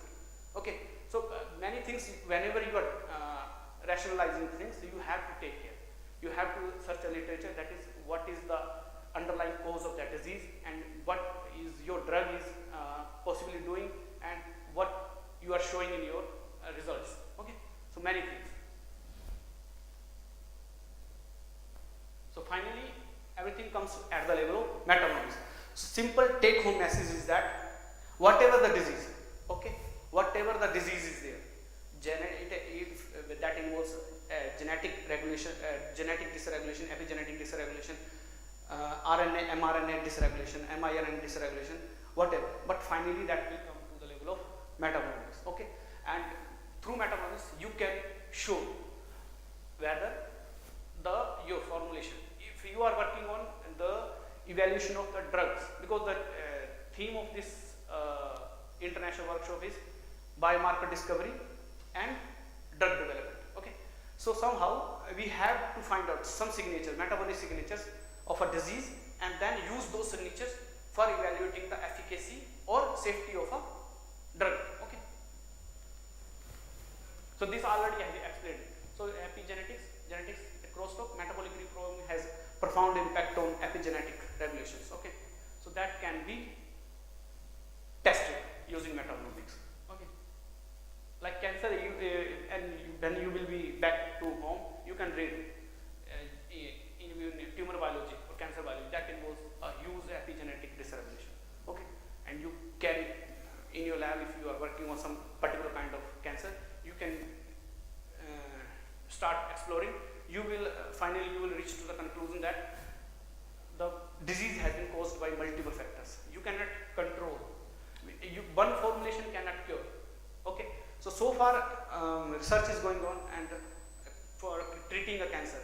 Still many efforts has been going on, but nobody is reaching to the level because multiple factors are involved. You are in some patients, if some 2 or 3 factors are crucial for causing that disease, in others maybe other factors are responsible. Okay, so but treatment, maybe you have designed your treatment to target these 3 factors and you have not taken care of other factors. Okay, so here comes the use of this. So these drugs, they target like allopathic drugs. Okay, they target some particular pathways. they have their own rationalized use that how they will cure a disease, but there are herbal formulations, okay, traditional systems, okay, like Ayurveda is there, many traditional systems. One is Ayurveda. What are the in India? Homeopathy, naturopathy, Unani is there. Okay, so every country has its own traditional systems. Okay, like Chinese herbal medicines. Okay, the special about these herbal medicines is that they do not target one particular pathway. Okay, that is why now a term is used, holistic approach. Okay, so where now or integrated approach. Okay, where now if suppose you have to cure the cancer of a patient, those patients are given allopathy and they are supplemented with some herbal or Ayurvedic medicine or some other supplements, so that to increase the efficacy of that treatment. Okay, and suppose in your lifetime, in your 10-year time or research, whenever you are doing 20-year research, and in your 20-year research, you just proven in your setup, lab setup, that when I am supplementing the gastric cancer patients with the one is plant hai, pectin wala Kerala mein hai. In Kerala there is one herbal plant is there, आटा है, आटा बोलते हैं उसको, मतलब उसका उसमें pectin rich एक फ्लोर आटा है, floor this jackfruit. Okay, so that when you are supplementing the gastric cancer chemotherapy or whatever the therapy you are giving, jackfruit that and that jackfruit flour, that is preparation of that is very particular about time. So that's harvesting time of that jackfruit is very peculiar. They have studied that when that is in the premature stage, that fruit, and then you harvest that and make the flour, that is more efficient compared to the matured that fruit. Okay, so that because that they have found that that is highly pectin rich, that jackfruit, and in the Kerala there is an institute, so they have proven that in the gastric cancer patients who are using chemotherapy, because chemotherapy you have other complications, you start other complications, gut related complications. Okay, but when they are supplementing these patients with jackfruit flour, means you have your own wheat flour. Okay, and you take 3 parts of that flour and add 4th part of that jackfruit flour, you can tolerate that chemotherapy. You well tolerate. No need. Patients can easily take 2 to 3 months that. So this is how their research has shown. So that is a big achievement. Okay, so this is how you can also in your setup, whatever your lab setup is there, you can design such kind of studies. You have allopathic, no doubt, means USA, UK, this developed country, they are doing their research and they are excellent, no doubt. Okay, they have their own recommendations about a particular cancer type, suppose breast cancer. Okay, now you in your lab setup, you create some animal models and try to see whether I'm supplementing with this alpha-linolenic acid, with this anti-breast cancer treatment with this. So what is happening? So you start that area, and finally you, if you are able to show, that will be big achievement. So don't try to go here and there, many things there, because there are many things to do. But you have to focus particular area. You have to contribute scientifically in a particular area. You will achieve many things. Okay. So I think my time is over. कितना है? नहीं ठीक है. This is how you can enjoy. Okay. Because this is now terms coming. When you are go home, you can see what are functional foods, what are, I have written medical foods, conventional foods, superfoods. So this you can take the print out or now photo click. So you explore what are the values of these various foods. Okay. So for if you want to have cure for a chronic disease, you have to go for a chronic treatment. Just take home message. Okay. Diabetic, for example, diabetic hai, so you have to go for chronic treatment. In one day you cannot treat. You have to do exercise, you have to take the treatment, and you have to do some lifestyle changes. Then you will get rid of your diabetes, no issue. Because you have to change your epigenome.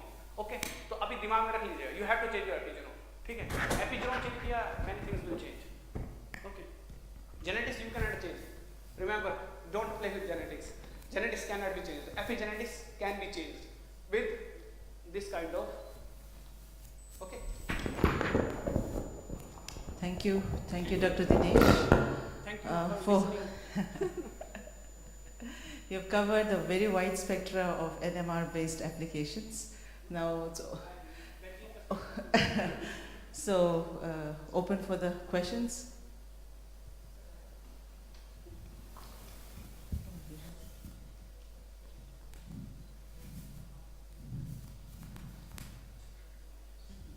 In pharmacometabolomics, you said that the normal rat model and the disease-induced one, that we can check the metabolic profile through NMR, and that will give us the complex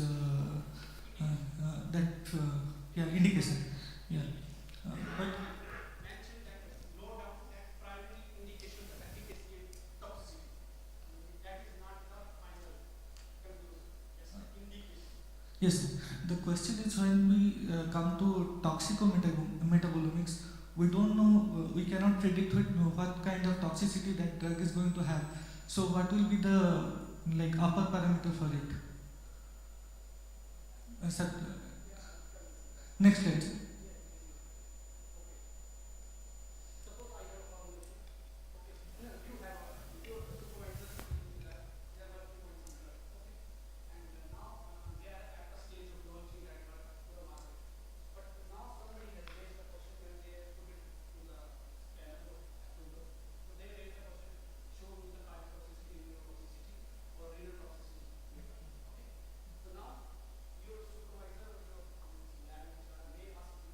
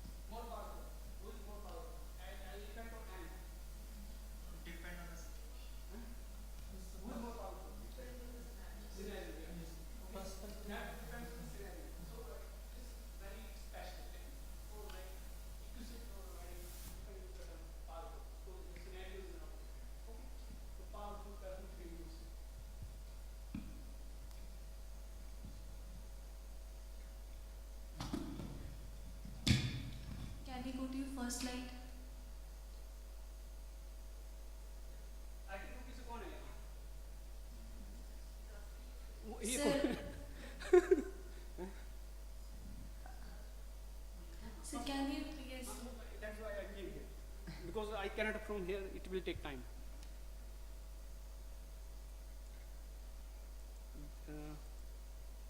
This one Yes, or sir, next? this one. This one. Okay. So tell me, like, so this theorem, which is at 4.2, so the graph, the spectra, 4.2, but there's a peak of 309, lactate. So how do you know this peak belongs to this group? I have time 5 minutes. Yes. Let me, if I have the spectrum.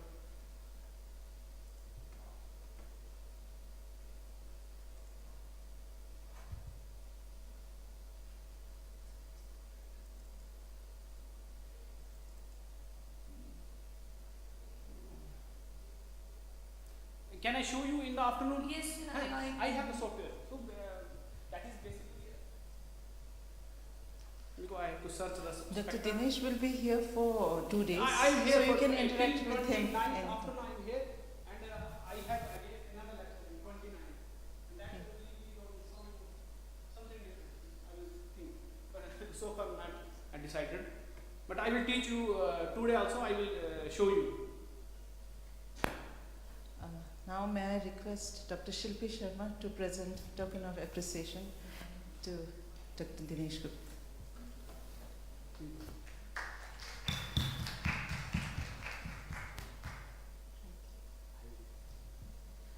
Now we are breaking for 20 minutes for a cup of tea on the second floor, faculty lounge. After 20 minutes, we'll be here again.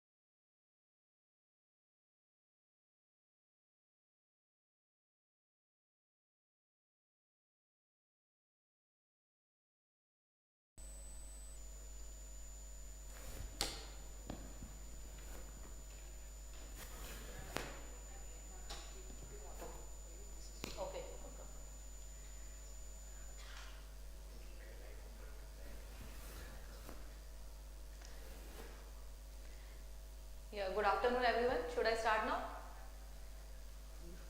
Okay, you call me. Otherwise I can introduce myself as well. Okay.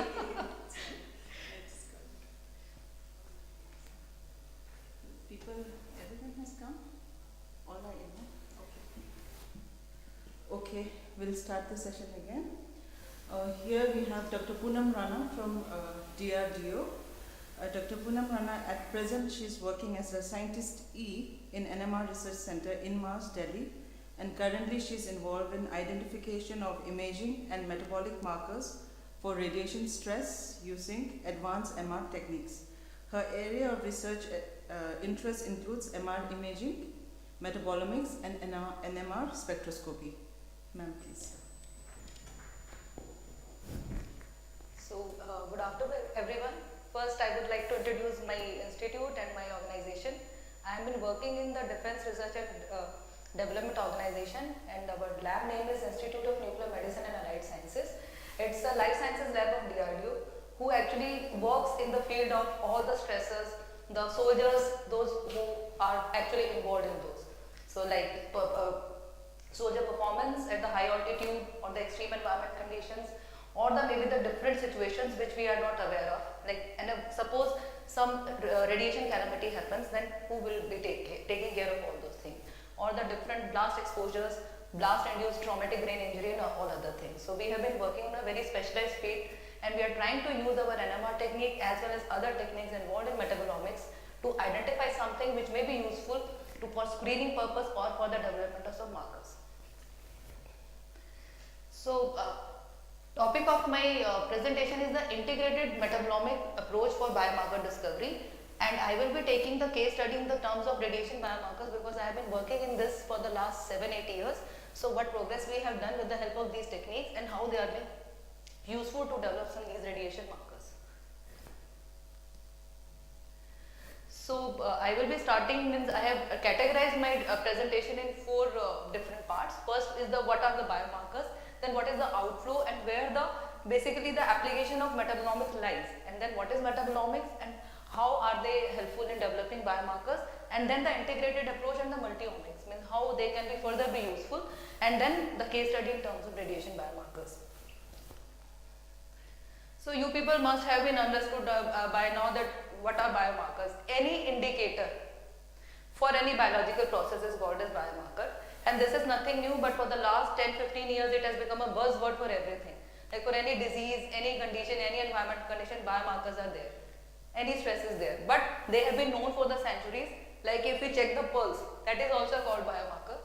The blood pressure which has been measured for the ages, since ages, for different for our condition of our health or the condition of our heart, they are also the biomarkers.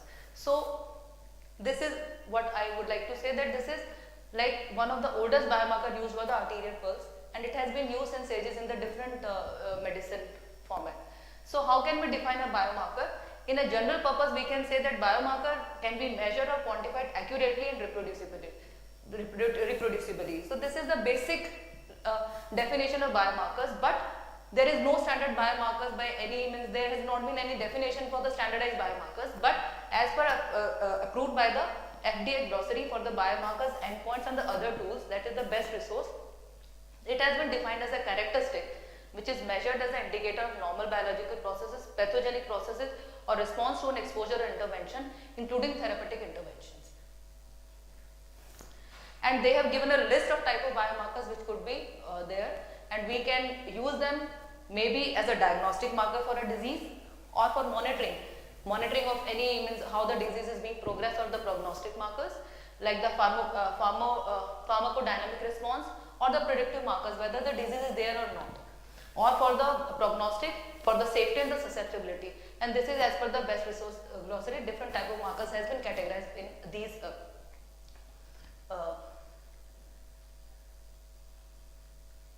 here.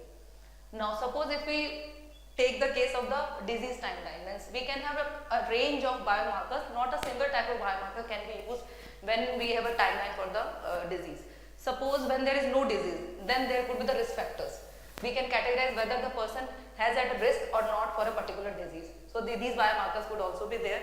And suppose asymptomatic disease, that is he has symptoms but not to that extent ki whether he has that particular disease or not. For that we can have the screening biomarkers. And then symptomatic disease, definitely we have the markers for the diagnostic, and the when we diagnose, then for diagnostic and prognostic, how the disease is being progressed. So different type of markers has been categorized as per the timeline of the disease and the situation at the time or duration of the disease. So definitely during the treatment decision, the predictive markers, and then the monitoring marker for the disease surveillance and the monitoring. So why we say, and why there is a lot of emphasis on the biomarkers, means why they are so much of importance? Because they are widely used at every stage of the drug discovery and development. Whenever we do pharmacodynamics, pharmacokinetics, there are set rule of biomarkers which they have to do it. For any kind of drug discovery, for any drug formulation, for anything, they have to do it, and they have to, because it is the mandatory for even for the DCGI also to clearance of the drug. So they have to have some kind of biomarkers for all these pharmacokinetic and dynamics studies. And secondly, they has a potential to make drug discovery, development, approval process more efficient, because once we have a means a threshold or a cutoff, means we know that this is the regulatory thing. If we have this thing, so that means we can compare and categorize it. And then the other predictive markers for the disease or the environmental agents, and most of the work has been done in the part 3.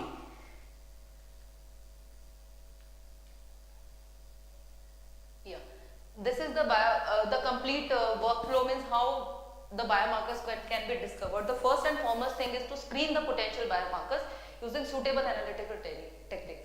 I am not talking about only metabolomics, means any technique, because any molecule can be a biomarker. Okay, so we have to first screen them first of all, because screening is the most important point, because when we have a complete screening, then only we can find out or chalk out something which goes along with the dose or along with the disease progression and anything. And then when we screen those potential biomarkers, then they has to be validated, because these are the few of the characteristics of the biomarker which has to be validated through modeling, statistical modeling for their sensitivity, specificity, discrimination index, as well as the internal validation or the cross validation, because without that we cannot say, without validation biomarkers cannot go beyond further, right? And that involves a lot of bioinformatics and chemometrics analysis. And after that goes the clinical validation.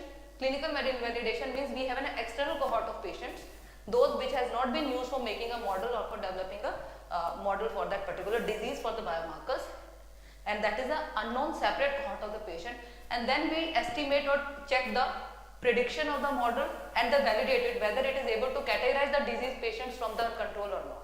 So that is the full and the final point. And second is to establish the association between the biomarker and the clinical endpoints. But many of the time it happens that biomarkers, they may not be directly relating with the clinical endpoints. So at that time those markers are called surrogate markers, means they are not directly associated with the clinical endpoints, but they are there and they are indirectly or they are surrogately they are associated with the clinical endpoint. So that is also an important point. It has been mentioned in FDA approved glossary as well to surrogate markers. So in many cases there are, we call them biomarkers, but they are not directly as the clinical endpoint. They could be the surrogate markers, but they definitely hold a good role and a potential role diagnostic as well as prognosis. Now this is the it has been latest been reviewed in some of the journals. Like lot of work has been done in the last 10 years in the terms of metabolomics, if we say, because our talk would be focused mainly on the metabolomics, and lot of work has been carried out. You can see, but most of the work it has been in the field of biomarkers, and it is kept on going on increasing, and we can see the clinical trial. Until unless this clinical trial bar does not raised up, means whatever work we do, they will not be of any use, because until unless clinically they are not validated, they cannot be used in the clinics, and for which we are working actually, right? Now I think this has been covered by Dr. Dinesh and all of you know, so I will just skip it. So the most common techniques for the metabolomics is the NMR spectroscopy and LCMS and GCMS, right? So these are the high-end throughput techniques which are being used to generate the data, and extensive data is generated out in both the techniques, right? So we get, and there is a variation in both the techniques in the terms of sensitivity or the reproducibility, the sample preparation, and the ease and the availability of the system where we are working upon, right? So we will talk about it later on, but whatever we get data in terms of spectra, lot of data is there between them, so we have to churn out the data, we have to take out the useful information out of the spectra, and then to proceed further for the biomarker analysis, right? So this is the schematic, and screening means untargeted metabolomics. Basically screening means you have to screen something. Okay, means you have to look each and every molecule, means whatever to what extent you can have it, right? So either we do it with the NMR or with the LCMS or the GCMS. These are the three main important, and that is high resolution. Specifically for the LCMS, if we talk about, because there if we have high resolution, then lot of information is available with that, right? And then the information, then we do the statistical evaluation for the feature selection, or the means what are the different points or the areas or the regions or the molecules or the features present in the spectra which are important and which we can proceed further for the biomarker analysis, and then their identification, and then the further validation. So if we talk about the step-to-step approaches, we acquire the raw data from the NMR or the LCMS, and then we have to clean the data in the sense pre-processing. Like some missing part is there, or filtering is there, base correction and baseline correction is there, we have to do it. So this is all the pre-processing. Once we pre-process the data, then we have to pre-treatment data, that is to negate the variation, experimental variation out of the your experiment or the study, right? And then the data is fit for the analysis, and then we perform the different data analysis in the terms of univariate or the multivariate analysis, and then we identify the metabolites, and further if we go for the prediction modeling, then it is the next point after we identify those molecules. And this is like how do we do the data pre-treatment. Mainly we do normalization, centering, scaling and these are the set routines which are generally being used for all metabolomic studies, right? And this is to basically to reduce the systematic variation introduced in the experimental processes, either during the sample preparation or the sample to sample, right, when we make the sample. So it negates all these variations. Then we do the univariate analysis. Univariate analysis basically the independent, means a comparison of different variables for different groups. So it is an independent comparison, and let's see. And then when we do the group analysis, means how if all these molecules are grouped together and how do they behave and how do they are able to classify or categorize the different groups or the cohorts of treated and the controls. Then we do the multivariate analysis, right? And that is in terms of PC or PLSDA, and this is the workflow. So this is the same, yes. And then whatever we visualize, it can be visualized in the terms of heat mass, box plots, or the your means PCA plots or the PLSDA plots. Means basically we follow all these things in our setup, and whenever we do it, we do both the things: univariate, multivariate, pre-treatment, pre-processing and visualization. Yeah. So multivariate analysis is an important aspect, and it is very important for a complex data set. Means when we have a large number of data set, lots of variables are there, then how do we take out the useful information out of it? Because it is not possible to do the univariate analysis for all this, because signals are there are lot of junk information is also there in the spectra, so we have to churn it out, right? So for that we do multivariate analysis, that is to separate the signal from the noise in the data with many variables and presenting the result as easily interpretable plots. And this is how it does. I think those who are working in the this metabolomics, they are aware of these PCA plots and PLS plots. We just give our data and give us a very beautiful plots with the different dots and categorize it. But basically, whatever the statistics is behind it, it has made our life easy. All this information, it clustered it together and just represented it in the form of plots. And then the large complex table of data can easily be transformed into intuitive plots summarizing the essential information. And again, it is for the unsupervised and supervised method. First we perform with the complete information whatever is there in our spectra for the unsupervised, basically to check the pattern. We want to see whether something is there or not, means are we going in the right direction or not. So first we have to look at the pattern, what is the pattern in our data, is there something is there or not, right? And then this trends, and then the outlier, because outliers can be easily detected when we do the PCA. And then once we complete this phase, we know okay, yes, some useful information is there, we are able to see some kind of classification in the unsupervised way, though we are not able to find out the what are the major features which are there, which are for the classification. So for that we go for the supervised method. Basically, it is for the classification, and it also helps us in identifying the features which are mainly involved for this classification. So that is the first point for the biomarker studies. Means now we are able to identify the points which are able to categorize our disease condition from the control ones. Okay. So this is just an example from our study where we have start with, means just to show you, like this is for the principal component analysis. Means this is the kind of observation we observed. So we thought yes, it is doing a good categorization, so we can go ahead with. Means something is there in our spectra which we need to take out. So after that we do the supervised model, and then we find out when the radiation exposure, the controls are there. So some useful metabolites were there which were mainly associated for this categorization, right? Yeah. Now we have identified the metabolites or the molecules we say.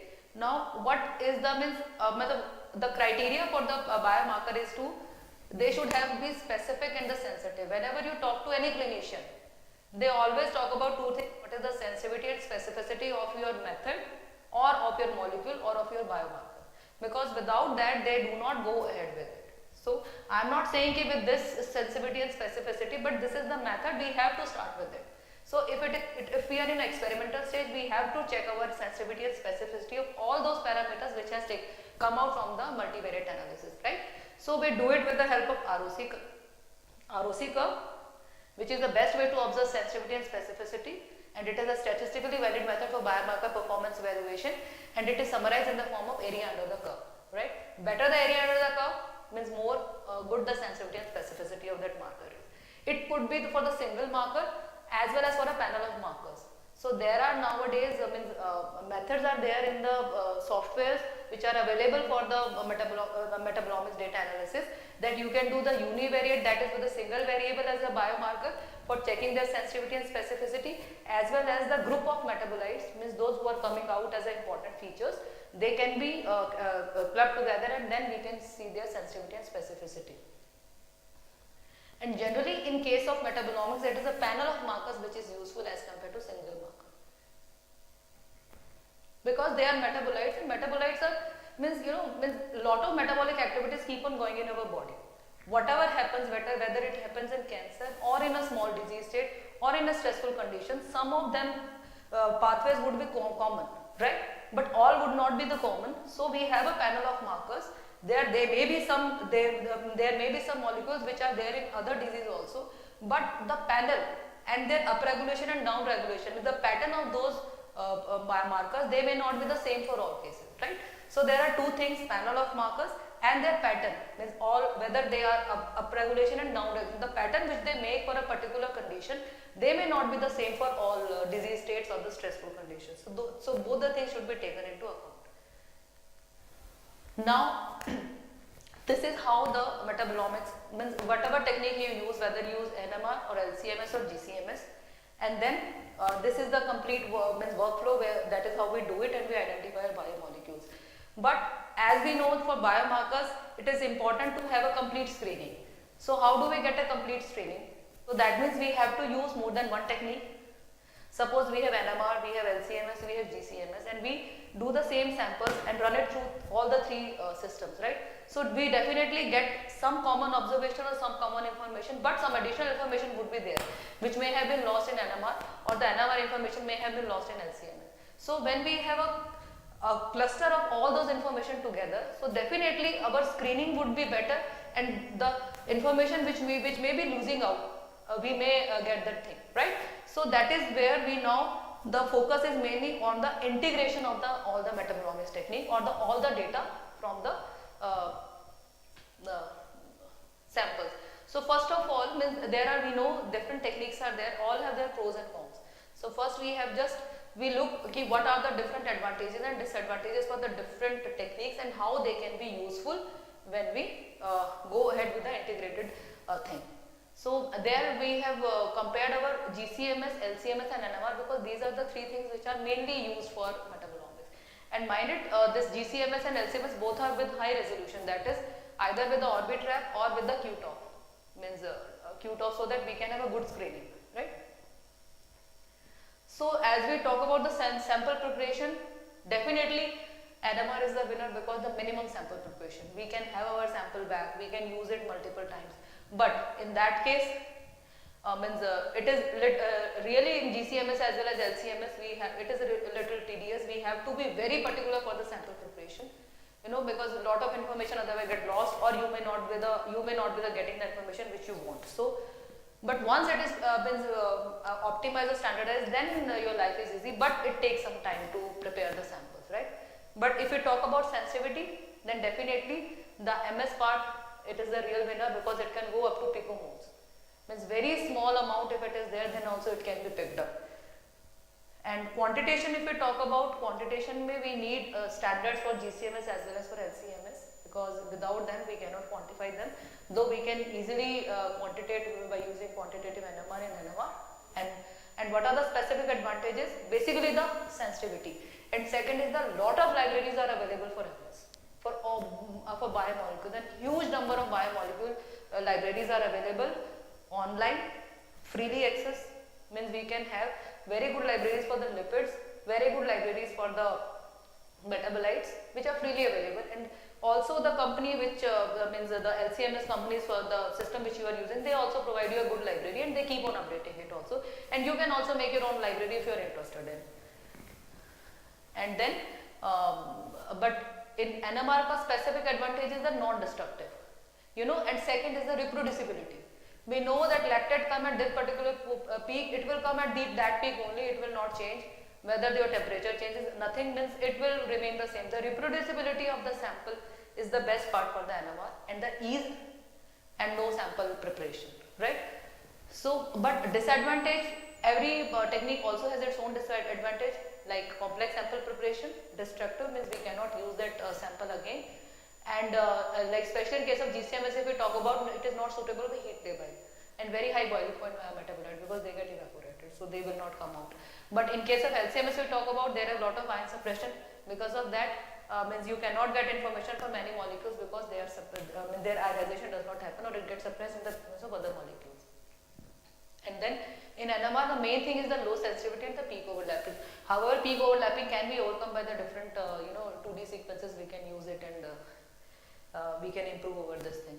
So basically in case of NMR, we talk about, it limits the identification of metabolites and the discovery of the significant biomolecular change in the biomarkers.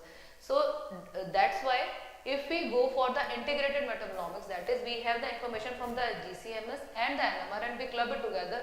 So definitely we can get two things would be there. Your data will be robust, means suppose something you are getting in NMR and it is being cross validated with LCMS. So you have a kind of good information. Secondly, the comprehensive coverage. Sometimes in LCMS also, in NMR also, some peaks are there which we are not able to detect, means which we are not able to identify which metabolite it is. In that case, suppose we have a kind of correlation between the two things and they get correlated, and we are able to get information from the MS data, and then accordingly we can correlate with the NMR data to have the more comprehensive information about the identification. So now this is the if we say ki sensitivity, how it get increased with respect to NMR, then GCMS quadrupole, TOF or the LCMS.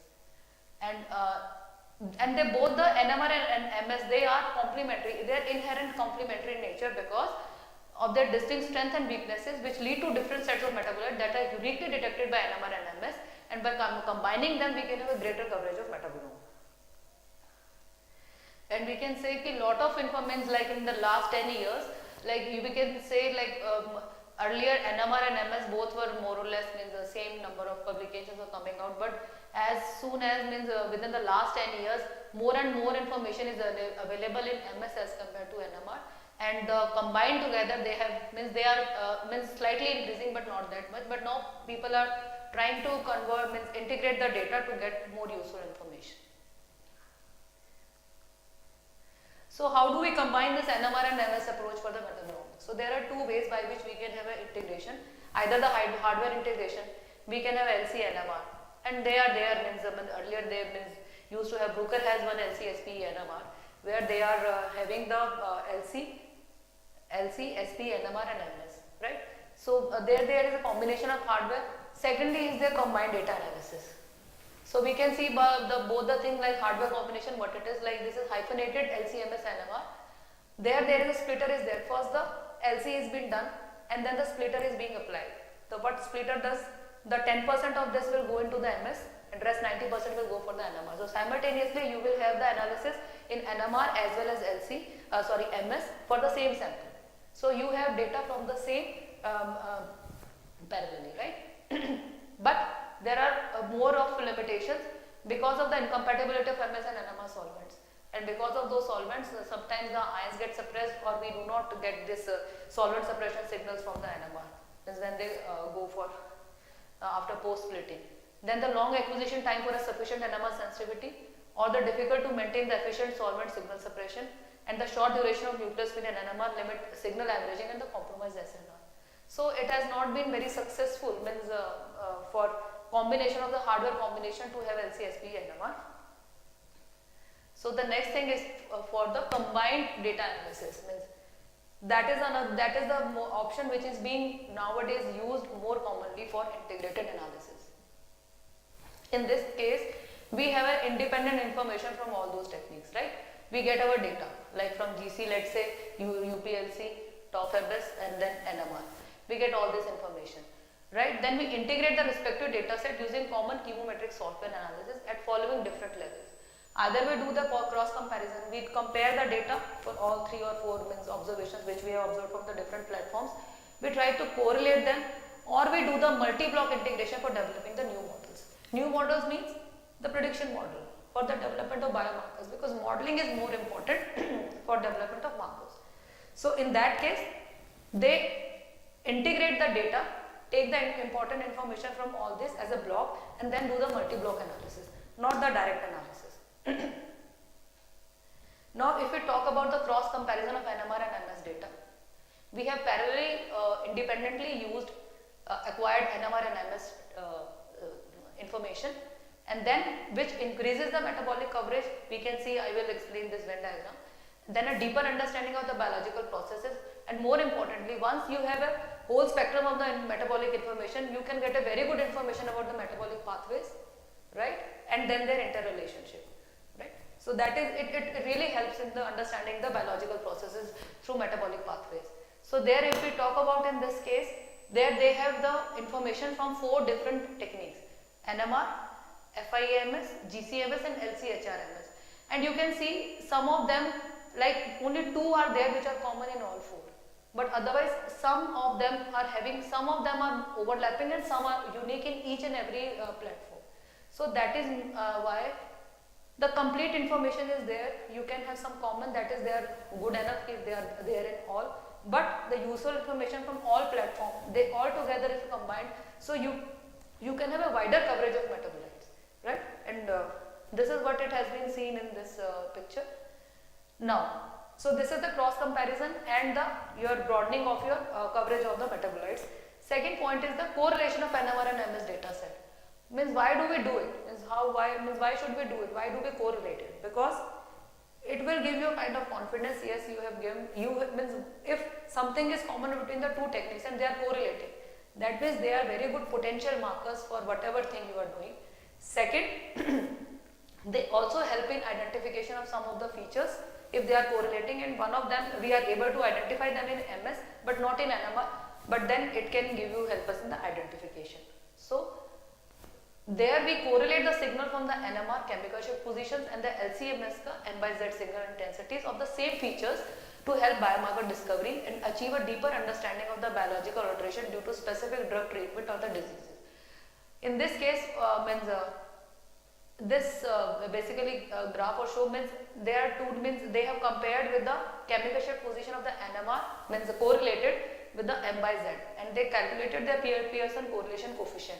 And you can see where they are being correlated with the Hippo rate. So they are able to identify this peak, yes, this is the Hippo rate when it is being correlated with a high correlation coefficient with the chemical shift position where the Hippo rate is present. That is how they correlate and try to understand and identify the molecules, right? And some of the people, what they also try to do is, like, these are the different metabolite relative concentration from the NMR and the LC-MS, and then they try to means the common one basically, just to see the what is the pattern or what is the correlation between them. If they are showing a good correlation, that means they are the good indicator, so we can go ahead to check their sensitivity and specificity. Now, third important point is the fusion of the data. Means how do we fuse the data? We have two information from LC and from NMR. How do we fuse it? So basically for that, this is called multi-block data. Means each data set from one platform is called as a block, right? And we do the multi-block analysis. It is not the direct PCA ki we just give all the information to and make a one table chart and then we do this thing. No, this is the two complete independent block sets, and there we use them to do this multi-block analysis. And that also there is a two type of fusion which people have done and then used it. Low data level fusion, there they combine the pre-processed individual data set. Just pre-process the data and use the data as such, combine them and then made the models like PCA, PLSDA, whatever they did. Okay, most straightforward method, but in that case too much weightage can be given to the same variable as whole of the data can be combined. So basically they overshadow the other information which is there if this thing is there. So high level data fusion, what we say is we make the independent models like PLS, PCA we do for the NMR as well as LCMS, and then we extract the important features out of them. Like NMR we had n number of features which we had identified ki these are the one which are able to classify this thing in PLSDA. Similarly for LCMS we have compared and we had identified the features, yes these are the one which are there in the LCMS. Now we combine all these together, right? Only the important variable features which are there, and then we try to make another model. So that will definitely would have a better predictive power than the individual model. And sometimes it has been there in several studies, even we also found out in our study that they are not able to classify better in NMR and LCMS, but when we combine them, so their prediction power for the modeling based on the PLSDA, it got increased or enhanced, means they were better classified, and which is more useful for the biomarker discovery. Now, the important part whenever we do this multi-block analysis is the pre-processing. It is very important. So there we do both the intra-block as well as inter-block. Intra-block means within the same block like NMR data, we do all those pre-processing, centering, normalization, all these things in this, right? For every block. But in inter-block, we also equalize the inter-block systemic effects such as the difference in the scales. And definitely scales would be there. When you check the relative intensity scale of LCMS and NMR, they are all together different. So you cannot categorize them, and we had done when we were doing this in our data set, first we tried to do it in this way. But then when we made the model, so what happened? Most of the data set was from the NMR. This NMR overshadowed the LCMS data. Then we scale them. Scaling should be at the equivalent level for both NMR and LCMS for everything, right? So there should be a difference in the scale, number of variables and the pseudo rank of the different blocks such as the block scaling, block variance scaling and block rank scaling. So this should be done for the interblock. And then when they combine it, then we do, this is called the multi-block PCA, multi-block PLSDA. So whenever the integrated metabolomics happens, it has to be multi-block because it is being considered because it should be done in a way so that whatever information we get, it is in a rightful approach and we are getting a good information out of the integration. So this combining several analytical technology through multi-block enhances the discriminative performance of a model and help to highlight the specific biomarkers. And second is the Pearson correlation between the metabolite score obtained from the predictive component. They allow a broader understanding of a metabolic pathway alteration. So that I'll show you how they are helpful for the metabolic alteration. And there are several free software, MATLAB, Python or the R based, which are toolboxes are available where you can use them for doing this multi-block analysis. Even Simca has a multi-block option in that for integration of your data. Now this is the complete workflow of the packages which we do. Now I would like to share some of the work we have done in the terms of radiation metabolomics and how we implemented all this information for getting some useful information for radiation. So this is our facility at INMAS. We have 600 MHz NMR spectrometer as well as LCMS QTOF and Nano LC. We have both UPLC as well as Nano LC for our QTOF MS system, and all the software packages we have, either the private one or the commercial one or the freely access software. So we have made our comprehensive library we have made for both LCMS and everything has been optimized, including the sample preparation, data acquisition on the LCMS, because it takes a lot of time to optimize your method on the LCMS. Because once it gets optimized, then your life is easy. Otherwise, though, you have to a lot of effort has to be put in. But once the method is developed, then it is easier to use. Means you can have lot of information and lot of data set can be done in one go in a batch if you run a batch, right? And we apply both the things. This is our complete metabolomics for the radiation to get for some information on the high throughput biomarkers for the mass screening, and second the neurotrauma, that is a traumatic brain injury, and we are working on the blast induced traumatic brain injury basically. So whenever the blast happens, then what kind of information can we gain from this? And they are seriously like these problems are not that one which is related with the disease, because the major drawback is we don't get clinic samples for radiation as well as for the blast. So whatever we do, it is all at the experimental phase. We make our animal models in such a way to have this information, and once we are there, then we have to look around.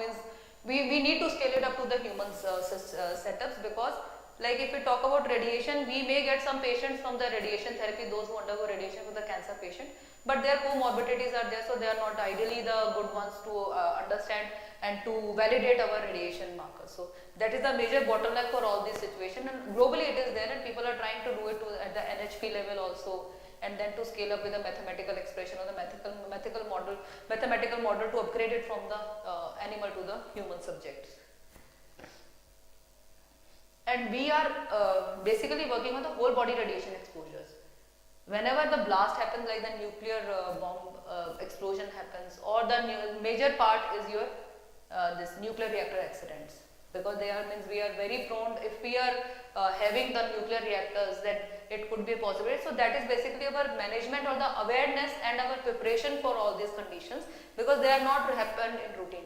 And third important one is the dirty bombs, which basically the terrorists use, and there they use the radiochemicals for this. So these are the two major aspects where the whole body exposure is we are more vulnerable for the whole body radiation exposure. And but when this happens, like in Fukushima or the Chernobyl, when this happens, a mass population get exposed to the radiation, then it is the important thing for medical management of those subjects or the patient, those who have undergone radiation exposure and who are not, because we do not know, it is an invisible weapon, there is no certain criterion is what is there, because it creates a syndrome kind of thing.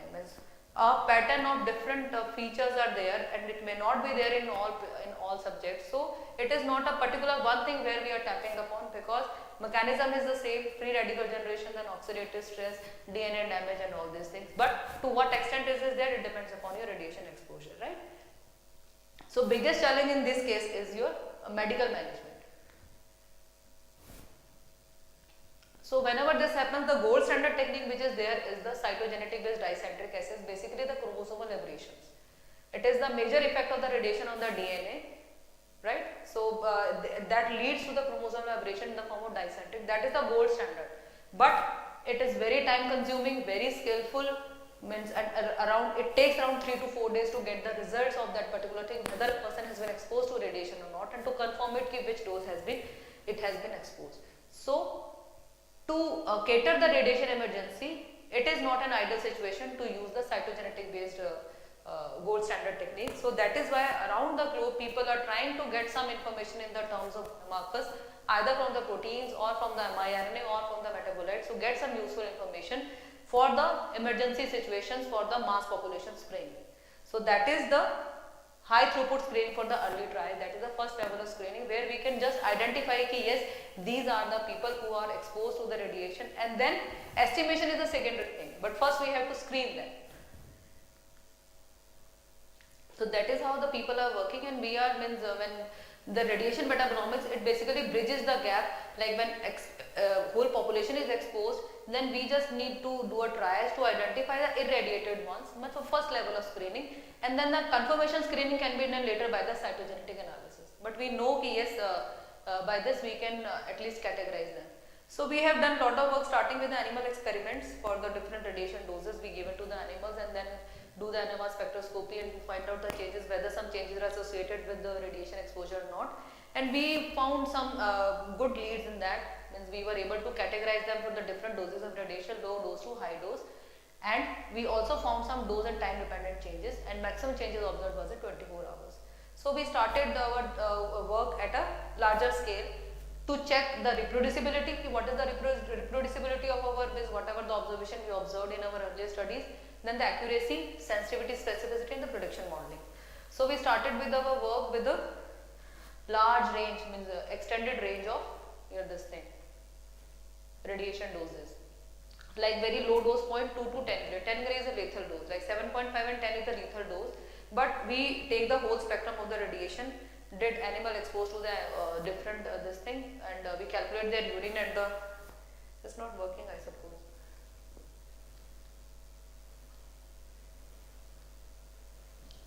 And we calculated their, we did the NMR spectroscopy, and we also try to check the accuracy and the reproducibility by doing the two independent studies, one at our center and second at the AIMS, to find out the observation and the changes with the higher field strength, the different in between our radiation where we expose the animal, that source has also been changed, just to confirm ki whatever we observed with respect to radiation, it is there or not. And it was reproducible, means whatever observation we had in our earlier studies, we could able to find those changes in our earlier studies also. And with a larger number of animal size, means we increase the animals group size with a large number of animals, though we had to fight a lot of in our ethical committee why to increase the number of animals and other things, but we did it because we want to confirm and to validate those things in animals for our radiation, this thing. So we observed that reproducibility verified with the bigger sample size of radiation, and we were able to categorize or segregate all those greater than 2 gray, because 2 gray has been considered as a threshold. Means more than 2 gray if it is there, then it is important for medical management of those subjects, those who are exposed to 2 gray or more than 2 gray of radiation dose. The lower dose one, they can be easily handled. So it is important to categorize first that. So 2 gray was the threshold, so we wanted to see whether we can categorize them, if we mix them together, and whether we can categorize them from 2 gray and less than 2 gray and more than 2 gray. So we were able to do that. Second thing was, we just wanted to confirm whether the radiation, the changes which we are finding out in radiation, is it specific or it is related with the radiation. So what we did is we compared with whole body and partial radiation irradiation, because it is a different when you have a partial radiation and the whole body radiation, because when whole body is compromised, your complete immune system, your complete bone marrow, all these things, they get compromised, and it has a different effect as compared to the partial radiation where only a region of a body is being exposed to the radiation. So we just wanted to compare whether we can find some common observation in that, because if some common observation is if we find out, then that means it is mainly because of radiation, right? So we compared, we again had some animals for different this thing, partial radiation and then total body radiation, and we compared them, and it is all on animal studies because we can't do it on humans. So we found that there was a pattern of metabolic changes was similar in partial and total body radiation, which further confirms and validates these markers for sensitivity and specificity in prediction models. Matlab we observed the changes more or less same in case of partial and compare, though their degree of extent of injury, it varied there. Pattern was same, but the extent of the degree of the change was not the same. Means it was more in case of whole body as compared to partial radiation, right? So maximum, so this was it. So we identified those which were there in the compared with the whole body, and then compared with the partial body. Whatever observation we had from those, we then try to check out their sensitivity and specificity and to make the prediction model. Means how can we have some unknown samples and then we try to categorize them whether they have been exposed to radiation or not. So for that we combined all the groups from 2 to 10 grays. All those means from 2 to 10 grays we combined all the animals data, means it is a pooled radiated data and the control ones, and then we do their OPLS DA model and then S plot. Right, we found a very good Q square and R square values, right? So that is a good model has been established or has been developed, and then we identified from the S plot what are the different features which are mainly distinctive features for this. We identified them, and this is all on the basis of NMR. Abhi tak we are doing only on NMR data, right? So then we made the logistic regression based prediction model. So we had made one equation on the basis of logistic regression with the threshold cutoff of predictive value of 0.55.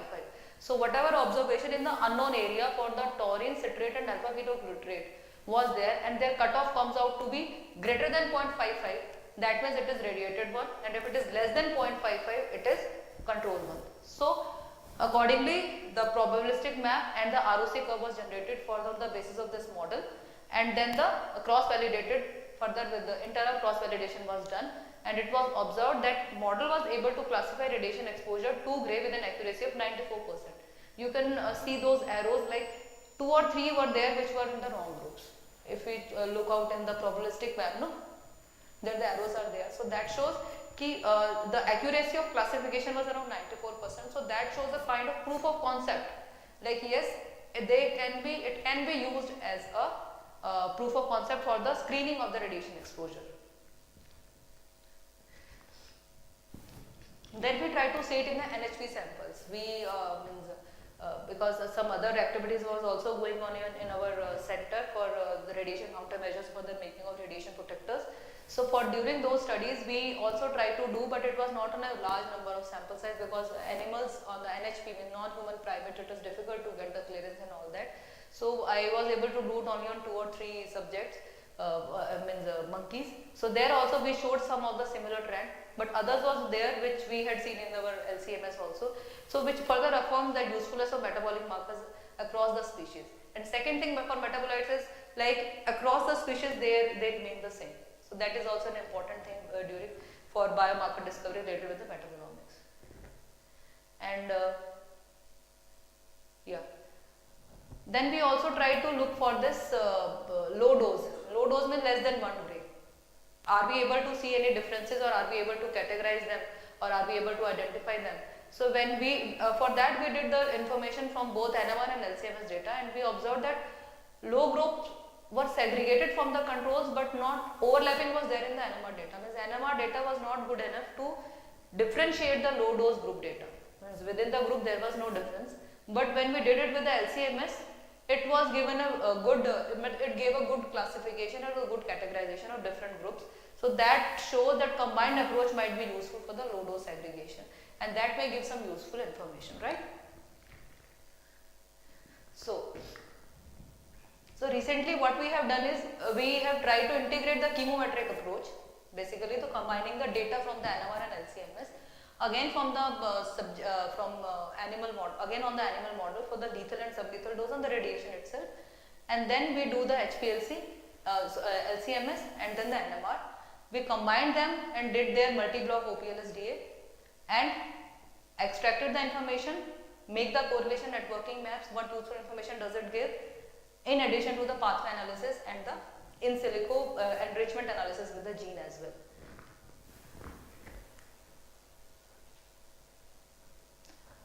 So this is the complete information of the number of metabolites we could observe when we combined both the LC and the NMR data. Some of them were common. Larger number of information was observed in LC as compared to NMR, and mostly it was the nucleotides and their derivatives which we were able to identify in LCMS. And that is also quite useful, because in case of radiation it is known to have the major effect on the DNA, like DNA damage and DNA repair. So mainly associated with them we could observe it in this. And then we compared the different the pattern or the trend of the metabolites, the common metabolites which are there in the LCMS and NMR, the NMR only and the LCMS only, how do they go ahead with the lethal and sublethal dose, and they show good trend. And then when we did their multi-block analysis, so we were able to categorize them in better way as compared to the LCMS and the NMR, because some kind of some overlapping was there in 5 gray and 7.5 gray, but when we do this multi-block OPLSDA, they show good enhanced discriminatory power of the model.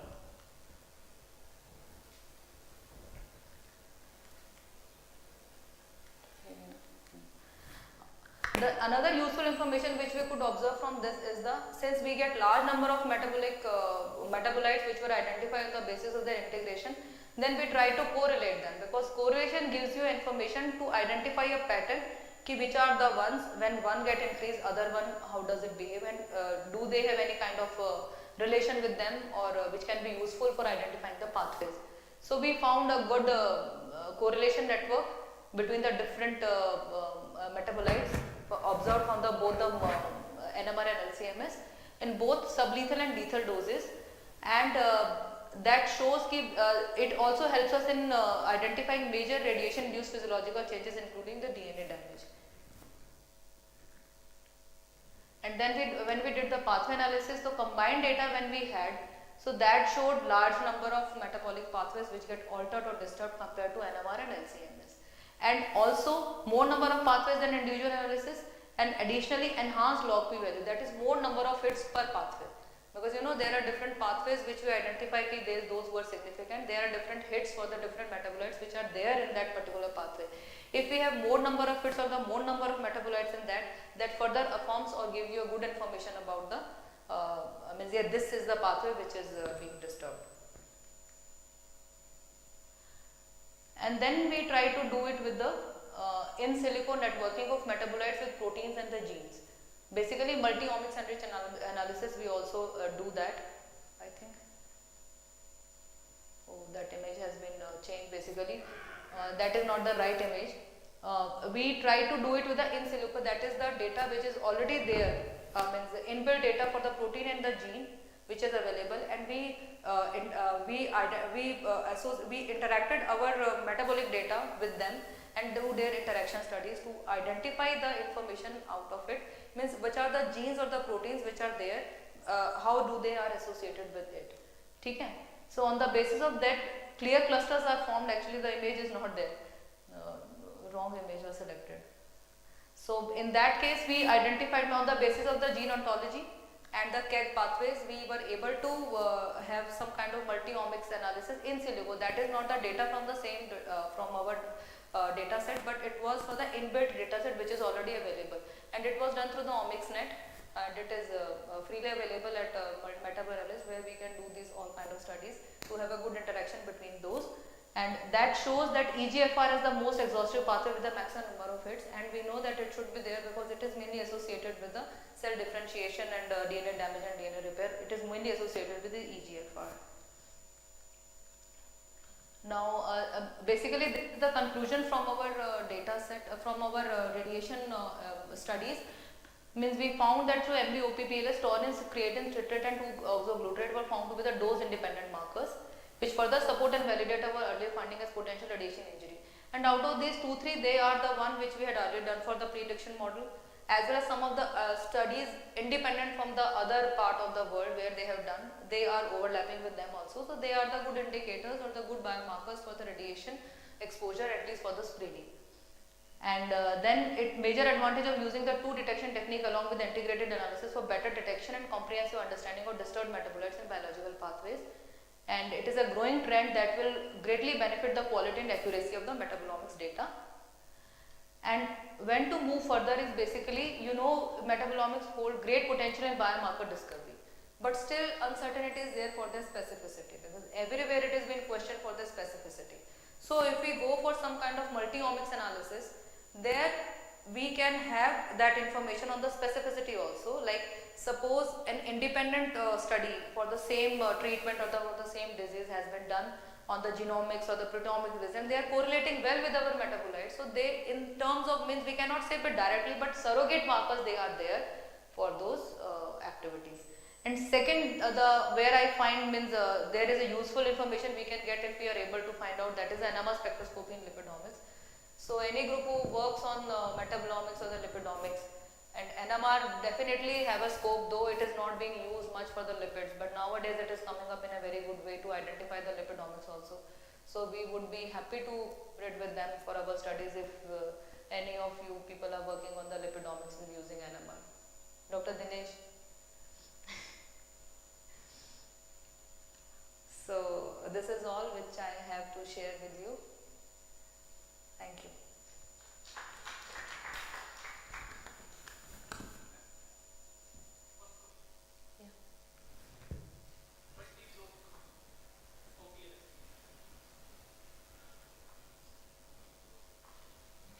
I also want to learn how it is performed, multi-block.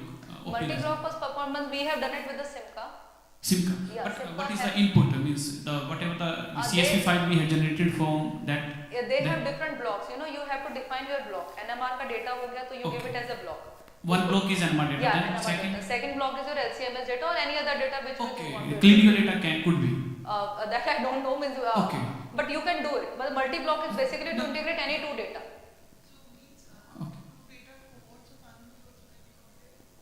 Lots of? Cohorts of animals can also be compared? No, that is mainly for the different, this type of work is mainly for the same sample size, but the same sample variables from two different platforms. Okay. Yeah. Two different platforms, but not from the same platform, right? You cannot compare. No. Okay. From the same platform means one CSV file, or within the same CSV file we have this extend the columns. When we do it, because we try to do it first with the R, but I am not well No, versed with not R. No, there are different things. R, if you know R now, then you can easily make your code accordingly, whatever you want. Okay. Okay? But when you do this Simca now, because there are so many things, it is kind of black box. You just need to understand and you put your data accordingly, how do they do it. So basically they have, whatever you do it in a block, you have to give this number to that particular block. Like 111 is one particular block, Okay. 222 is another, this is your block number 2 Second. which you want to integrate it. Then accordingly it goes. Okay. So multi-block OPLSD. Yeah. But multi-block PLSD is not there. Na? Only. No, everything is there. Okay, You can PLSD do is it, also yeah. there. Because since OPLS give you better classification, it is better for classification, so we do it with the multi-block. And we for prediction modeling, we have done OPLSDA. That is why we perform this multi-block OPLSDA. Metanomics doesn't have that. Like Metanomics, we cannot perform OPLSD for 3 group. Now they have. Simca we can do it. Well, Simca, I know. Simca Simca allows that. But But generally OPLS is mainly for binary functions. So can you share Ideally, I used to think it is only for 2 group, yes or no. Okay. Modeling is for this thing, na कि disease है या नहीं है, basically. So you can help us sharing your this project, No Simca problem. project. So that file we need as a template. कोई दिक्कत नहीं है, you can always, you are most welcome. And one more question I had, like you presented the metabolomics data here. Did you do other biochemical tests also on these animals? Just to we had done it earlier, but right now once we had well versed na कि ये changes आते ही हैं, so we just kept on doing it. So then for publication, don't they have? No. Okay. Thank you. Just a simple, we have a study on CKD patients. So we have EGFR data. Okay. So and some other clinical parameters like serum creatinine measured through this other methods, the clinical methods. So can we use? I think we can use that. I think so. That will be.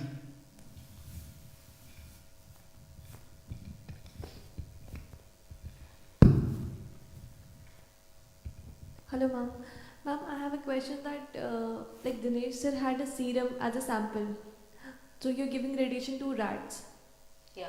And what is the sample which you're putting in the instrument? Yeah. This whole study was on urine samples.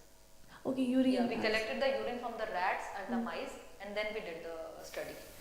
And that is also very difficult to collect the urine sample from the mice, especially. So, ma'am, you were giving radiation for a particular time, like 1 hour, then you will collect urine. No, it is not for the 1 hour. Basically, it is the dose. Means for how long that dose, utne time ke liye we radiate them. Suppose 2 gray dena hai, so we have a dose rate na. So for that means we keep our animal in the irradiator, and then 2 dose का उसका duration है, तो उतने time तक वो on रहता है, and it radiate the whole body, means whole animal. So, ma'am, in urine sample, what was your solvent system? Like it was completely 500 microliter will be urine. Is it like that? No, we did it both the things, but because it is very difficult to get 500 microliter from mice, so we standardized with 180 to 200 microliter, and rest was the D2 or the buffer. No, we didn't pool sample. Yeah, we individual.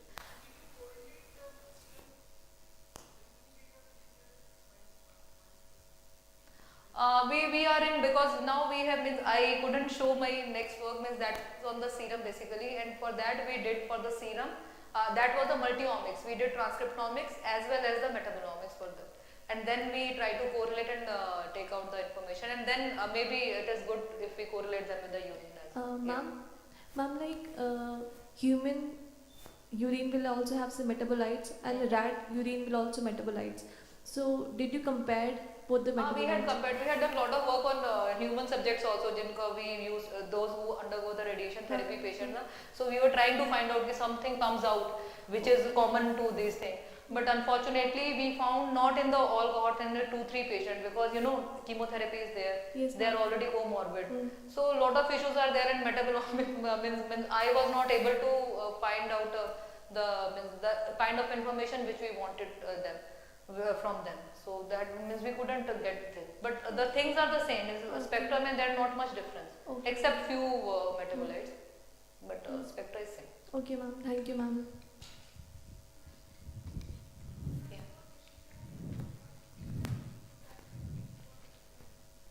Like machine learning means basically for developing this model, no? You know, for that we give this all information which we get from our NMR.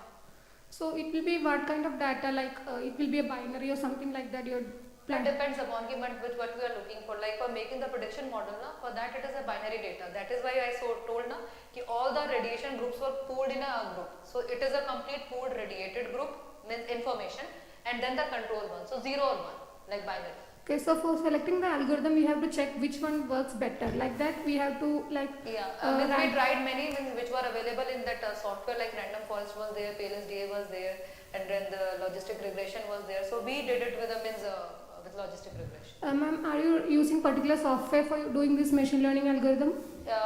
We have been using, like most of the people would be using, that is the Metabo analyst. Okay. Yes. Ma'am, are you doing with the radiation explosion related work? So how we are creating that atmosphere? Blast? Yeah. We have a blast tube. We have different things for us. So how You we know, are, that is we have we simulate the blast in our lab. So we have a big blast tube, okay, and then we have a compressed driver section. There we fill it with a compressed helium gas, and then there are mylar membrane, okay, and everything has been optimized and standardized with all those things. So when we put compress it to a level that the mylar membrane it burst. So at that time, blast as well as shock waves they generate, and then they travel through the other tube. Unfortunately I don't have that thing. Otherwise I would have put it. You would have loved it, because it is not there in anywhere. Means there are only 2-3 labs in all over world where this kind of study is being done. Means we have started it with our Indo-US project. So we had this in collaboration with the US. So we have sensors which identify that yes, there is the shock tube, the shock wave which is generated, and we place our animal over there. So we put our animal in the driven section and then the driver section. We just burst the mylar membrane, and then it travels through the this shock tube. Shock wave travels through the shock tube, and then it affects. It just target the animal. so you're collecting multiple samples from that particular. Oh, that is very precious. You know, we do animal imaging on that animals, because we are working on traumatic brain injury. So for brain we do animal imaging, and then do lot many things. Thank you. Yeah. Yeah, regarding this machine learning, so what is the minimum size of training data set you require for any? Like what we have done is at the Monte Carlo, na, means that is set है उसके अंदर कि 1/6 वो लेना है उसने, and बाकी का training set है. Okay. And the another question, the gold standard which you mentioned, dye-centric Yeah. assay. So in that assay, which cell you take or generally is taken, like Basically they are the lymphocytes. lymphocytes. Yes. Okay, thank you.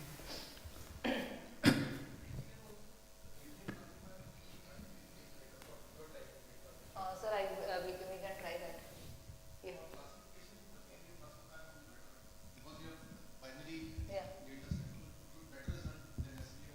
Okay.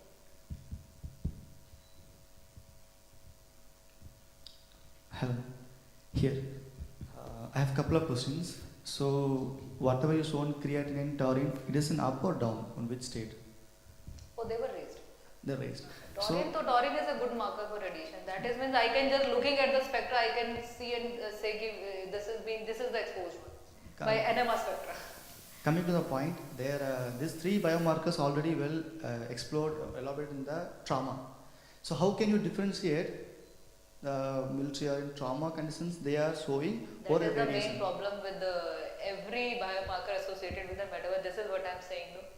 So, but suppose that is what means we are trying to do it with the multi-omics as well, because when some proteins or some genes or some mRNA, if they are also being there and they are being means somehow, they are means they are being correlated.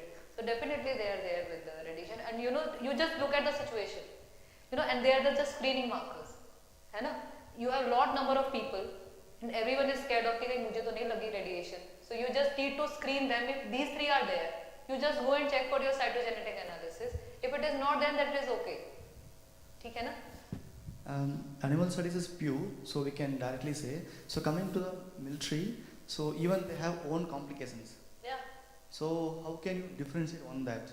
And another thing, in animal studies you can easily take control, but coming to the real case, so controls are not real controls.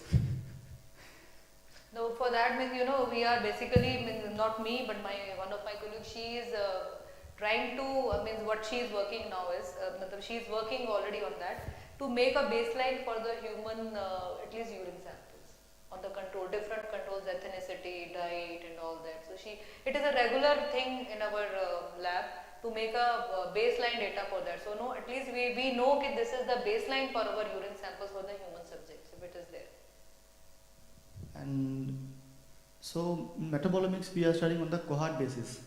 So in military also we will separate on cohort basis, or we will do that, and for in fact for military cohort they would be much better control than us, because they have a fixed diet plan, they have a similar kind of routine activities in them with them, so they can be in fact the better cohort for doing all this kind of study. But the main problem is the radiation one, because we will not be able to get the subject those who exposed to radiation. For that also we are trying to go for it is not that the acute exposure means the immediate exposure, but the chronic exposure, especially in cases where the workers, those who work on the nuclear reactors.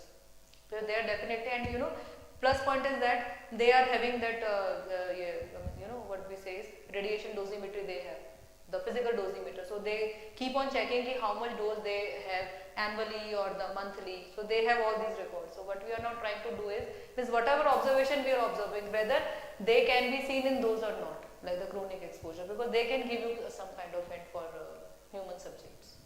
And my final question is that, so in human we will take metabolomics across all age, so from adult to before 65. So in animal studies also we are doing same, or you are applying same? No, we try to do it, one of our study where we had kept the animals for the 2 years after the radiation, and that was mainly for the imaging purpose, we wanted to see. It's mixed, kind of mixed, like. No, we haven't done it, but it's a good idea, we can do it. Thank you. Thank you, ma'am, for the wonderful presentation. Now may I request Dr. Dinesh Kumar to present a token of appreciation to Dr. Rana.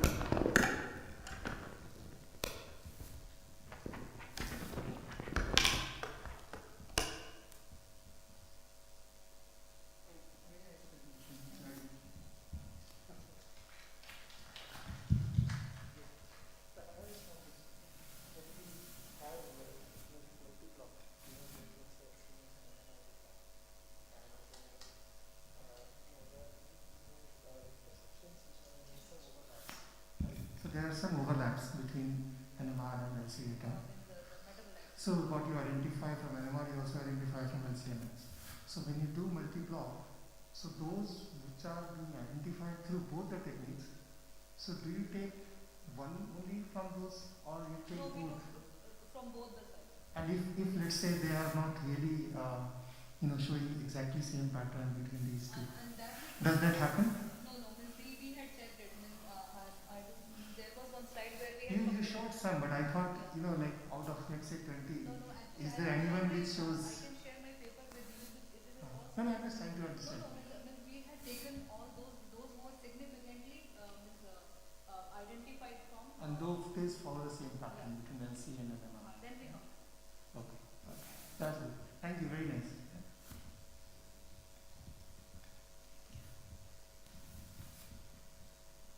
Now we'll be breaking for lunch, so we'll return in half an hour, okay, to the same audience.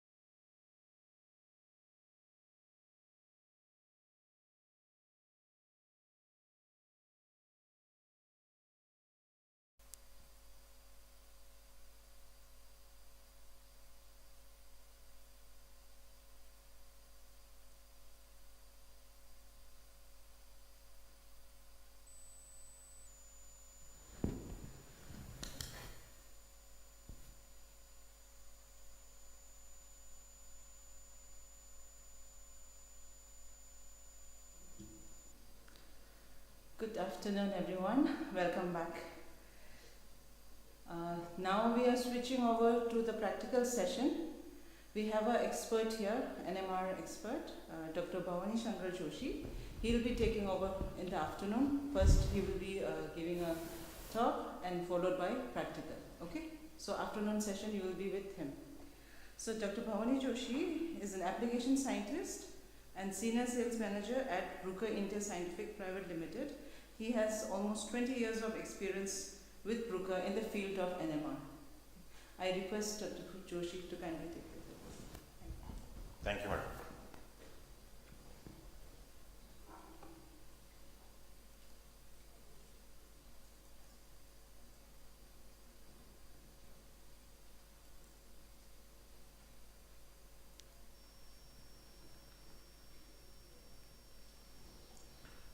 Very good afternoon to all of you.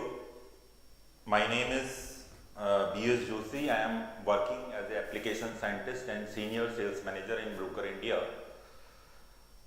Since yesterday you are listening about various lectures about NMR, and it includes other analytical techniques also. In NMR you have learned means different application you are seeing today morning. You have seen application related to metabolomics. Some application you have learned in protein chemistry. So in protein chemistry you are taking very large molecules, very big molecules, and with the help of NMR you are interpreting the structures, conformations and various kinetic studies you are doing.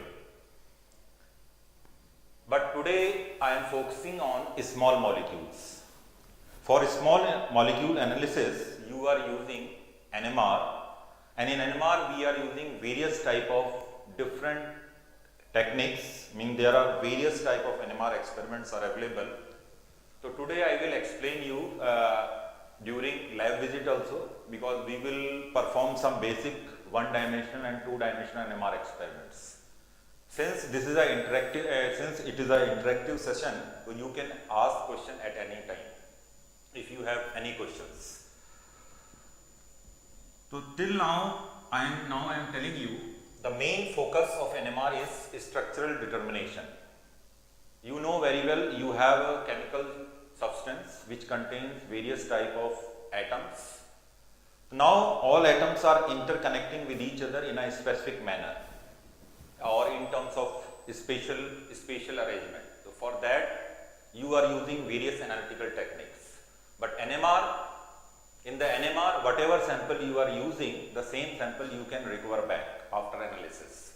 But in other analytical techniques, whatever sample you are submitting, either you are adding some kind of reagents or maybe you are changing in some different conditions.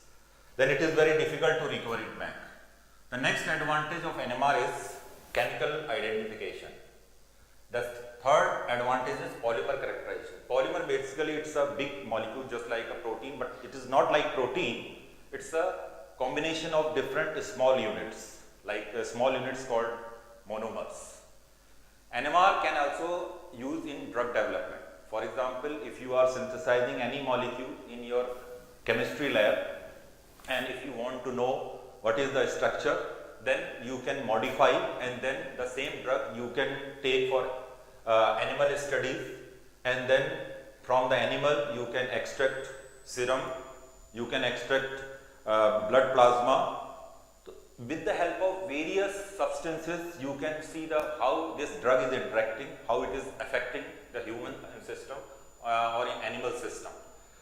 So nowadays we are using till this date NMR we are using only for research point of view, but now NMR we are also using as a diagnostic purpose, and this particular system it is called IVDT system.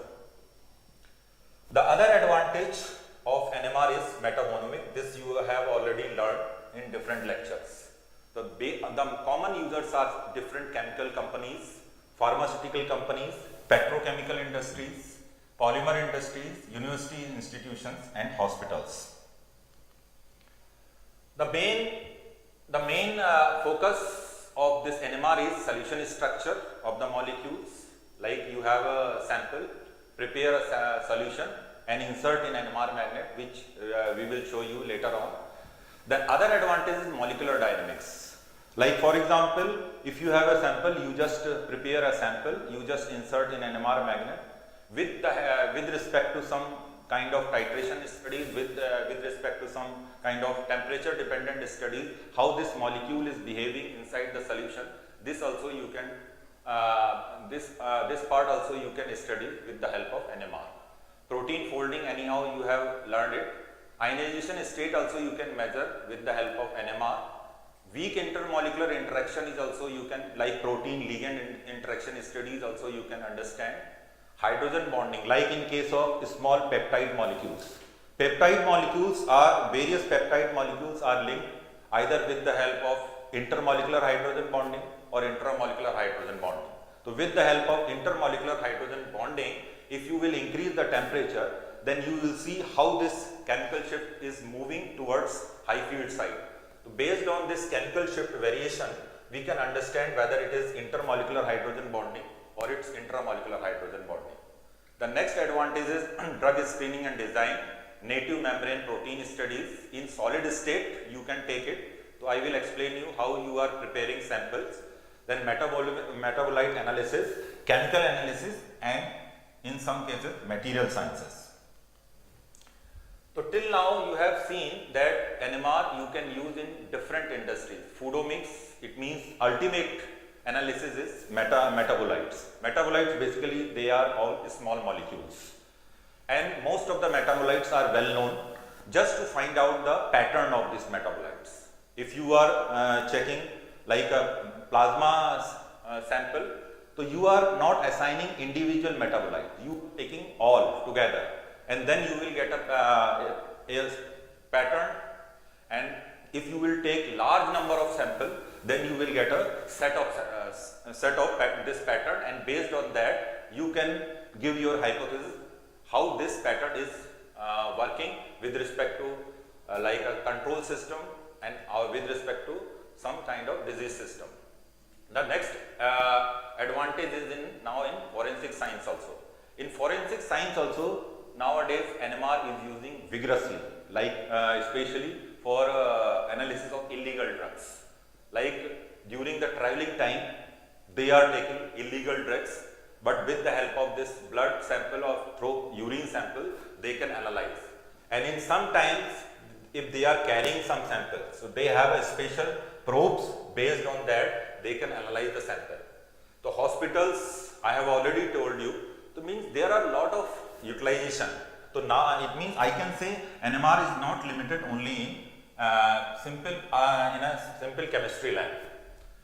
So now based on this, I can tell you now there are three different type of molecules you are using for NMR analysis: small molecules, medium molecules, and large molecules. Large molecule basically you are using like just like a protein type of stuff.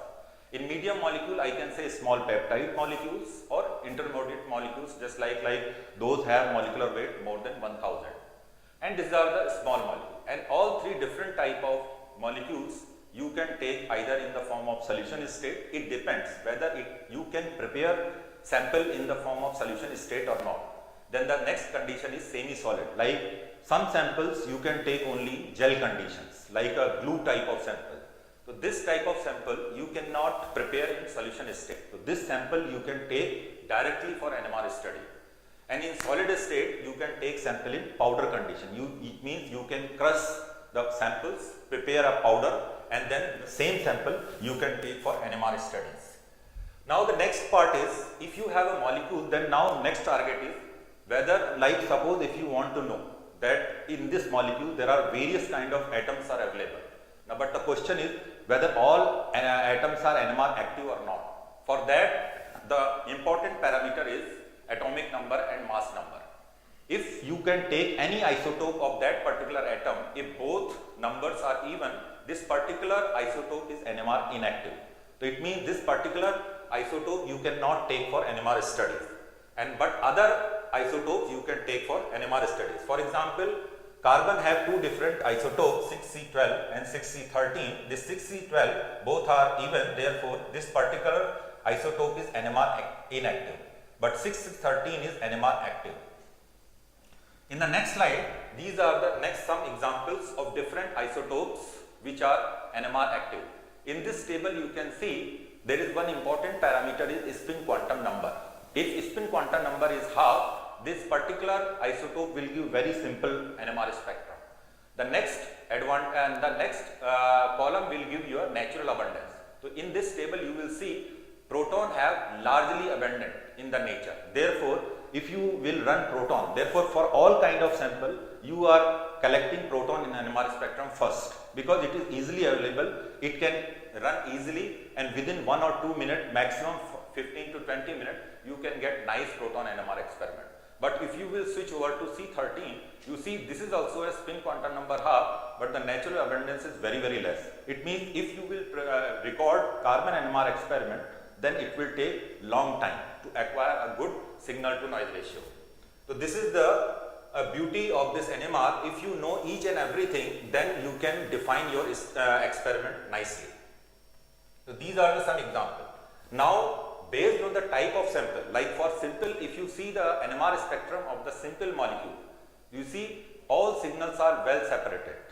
But in case of intermediate molecules, you see in this aromatic region, signals are well separated, but in the aliphatic zone, signals are overcrowded with each other. But in case of macromolecules like a protein type of stuff, all signals are overlapped. So it means with the help of one-dimensional NMR experiment, you cannot take any advantage. But in case of small molecules, one-dimensional NMR experiment will provide you a lot of information. Now for NMR studies, there are various type of NMR spectrometers are available, and its frequency range start from 200 MHz to 1.2 GHz. What is the advantage? These are all superconducting magnet. It means in this magnet there is a superconducting coil which is dipped in liquid helium chamber, and then you will produce a very high magnetic field strength. So what is the advantage? If you go from low magnetic field strength to high magnetic field strength, you see you are getting very good resolution. If you see this, these are all same molecules. It means if you will collect simple proton NMR spectrum in 300 MHz, you see all signals are very close to each other. But if you acquire the same sample in 1 GHz, you see all signals are well separated. It means this type of instrument start from 600 to 1 GHz. These instruments are very helpful in case if you are analyzing like a macro type of molecule, protein type of stuff. But for intermediate molecules, 500 and 600 MHz NMR instruments are enough. But for a small molecule, 300 and 400s are okay. Now, based on 3 questions, why NMR is important, what NMR can do for you, and how you can use it to solve your problem. If you know answer of these 3 questions, then you can get lot of information from NMR. And another advantage in NMR is it is highly reproducible at high throughput. It means if you are acquiring any NMR experiment for like if you are running multiple NMR experiments in one sample, the same sample you can reproduce it. And if you will acquire similar experiments after 1 year, then you will get the similar kind of results, because NMR cannot change any internal information.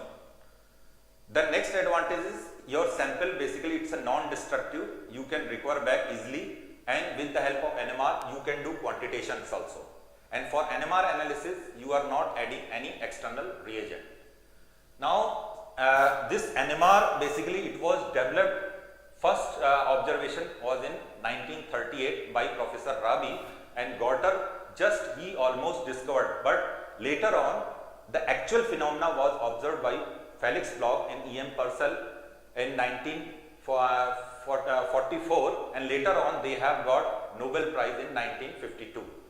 And then the next person is Professor R.R. Ernst. He has done lot of work in the field of solution state NMR. Nowadays, based on his approach, now we are running various type of 2-dimensional NMR experiment, and then we can extract lot of information from the molecules. Later on, Professor Kurt Wuthrich, he has utilized this NMR methodology in 3D structure of biological macromolecules after introduction of TROSY type of NMR experiment. And you know very well about this MRI. MRI basically is nothing, it's a one of the application of NMR. And this is the old setup of NMR spectrometer. It was very huge at that time, but later on with the development of NMR, now the same electronics you can put inside under one table. So this is the development of electronics. At the same time, there is a lot of development in NMR experiments. So this is the basic stuff of NMR instrument. You see, this is the magnet part, which I will show you later on. Here in ICGEB, they have 500 megahertz NMR system, and it is connected with the workstation from where you will set up NMR experiment. Then this information will go to the electronic side. Then electronics will produce a special RF signal, and this RF signal will go to the NMR side. Then it will excite the sample. Later on, the same sample will give you an induced voltage, and this induced voltage, after digitization, you will see a NMR signal. Now, in the liquid state, it means if you have a sample and if you can prepare a solution, then you will take your sample in solution state in this particular NMR tube, and this same NMR tube you can insert inside the probe, and inside this probe there are two coils, and this particular coil basically it will give RF signal to this sample, and after stopping this RF signal, then the same coil it will collect the information from the sample. So this particular coil, it is called transceiver coil.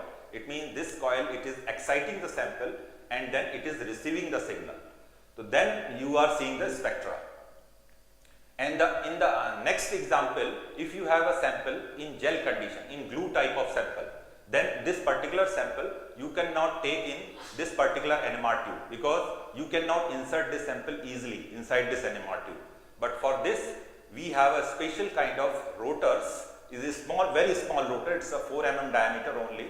You just fill it, this rotor, with this glue type of sample, and then you will cap it properly, because this rotor, it will move very fast inside this HR mass probe, so that no sample should spill out. So for that, we are using a special type of cap, and this is very small. And if you have a sample in powder condition, then this powder sample you can insert in various type of rotors, and this rotor diameter start from 7 millimeter to 0.7 millimeter. If diameter and this diameter of this particular rotor is 0.7 mm, and you can rotate this rotor with around 110 kilohertz. After rotating with such high spinning speed, then you will get better resolved spectrum. And this is the cross-sectional overview of this magnet. Probe you will connect from the bottom side, and sample will come from the top, and then it will sit here, and then after that you will select a special NMR experiment, because in NMR each individual NMR experiment will give you a fingerprint information about the molecules. No two NMR experiments will give similar information. So for that, if you will select a special NMR experiment through workstation, and then it will generate RF pulse here. This RF pulse, it will apply from this particular coil to this sample, and this particular coil, it will collect the NMR information. So for NMR studies, we are using for the excitation of NMR sample, we are using very low energy radiation, which called radio waves. Therefore, NMR is very safe for study purpose. In case of X-ray and other stuff, these rays are very harmful for human system. And then finally, when you will get output normally you get in the form of free induction decay. So you see at the time of 0, intensity is very high, and with the time this intensity is going down. So this is called free induction decay. But this particular information is not very useful for you. So then we apply a special mathematical algorithm to this FID, then it will convert into in this NMR in the Fourier transform based output. So this is, you see, if you will apply this type of frequency domain NMR experiment you are getting, it's called one-dimensional NMR experiment, because you are collecting NMR information with respect to one frequency axis. Here NMR information you are collecting with respect to two frequency axis, then it is called two-dimensional NMR experiment.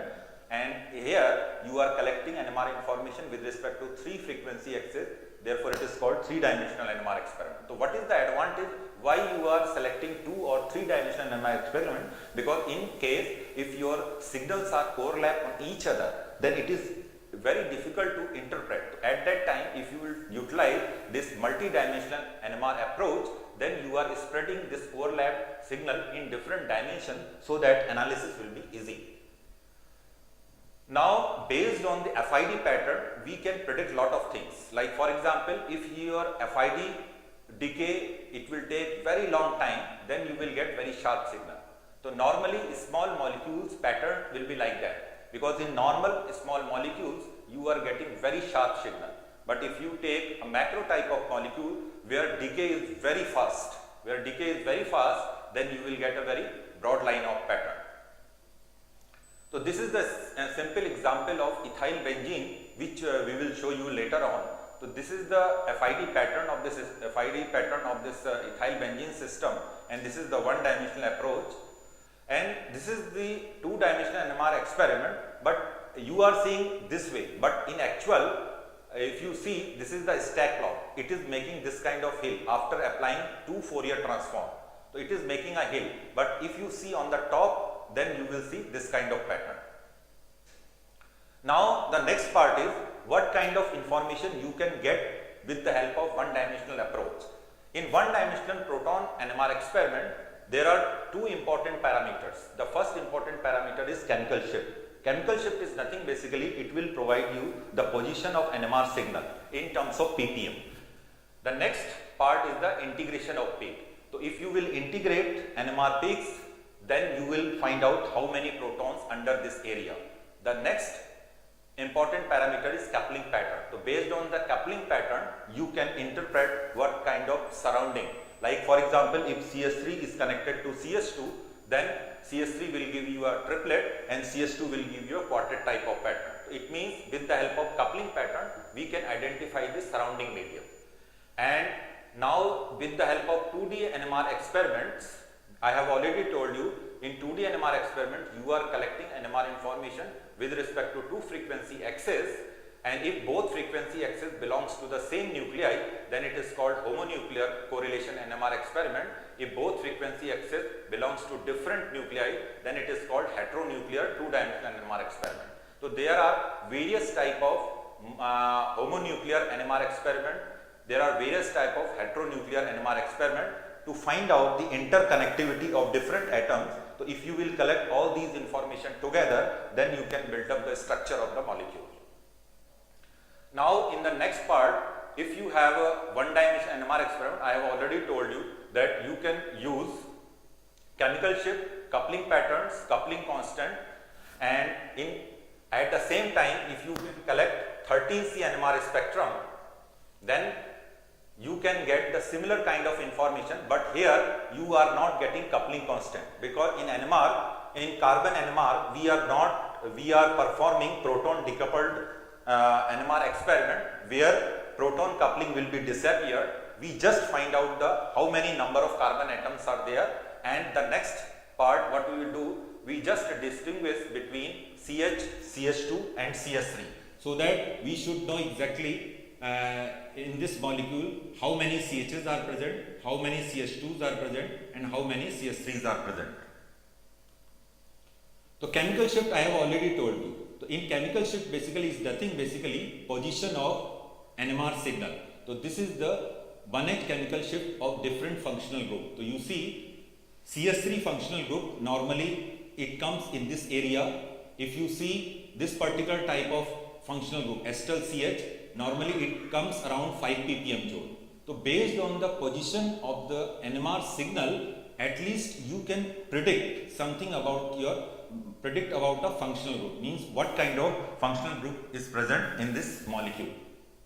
And this is the overall pattern of 1-dimensional NMR experiment. The upper portion, this is called upfield region in 1-dimensional NMR experiment. Basically here you will see protons from the aliphatic side, and in this area normally protons come if system have aromatic system or if olefinic type, it means double bond or triple bond type of system. and aldehydic carboxylic acid type of proton normally it comes in this range. So now based on this you can predict lot of things. Now I am giving you another thing, interesting part. So proton normally have a very high magnetic moment.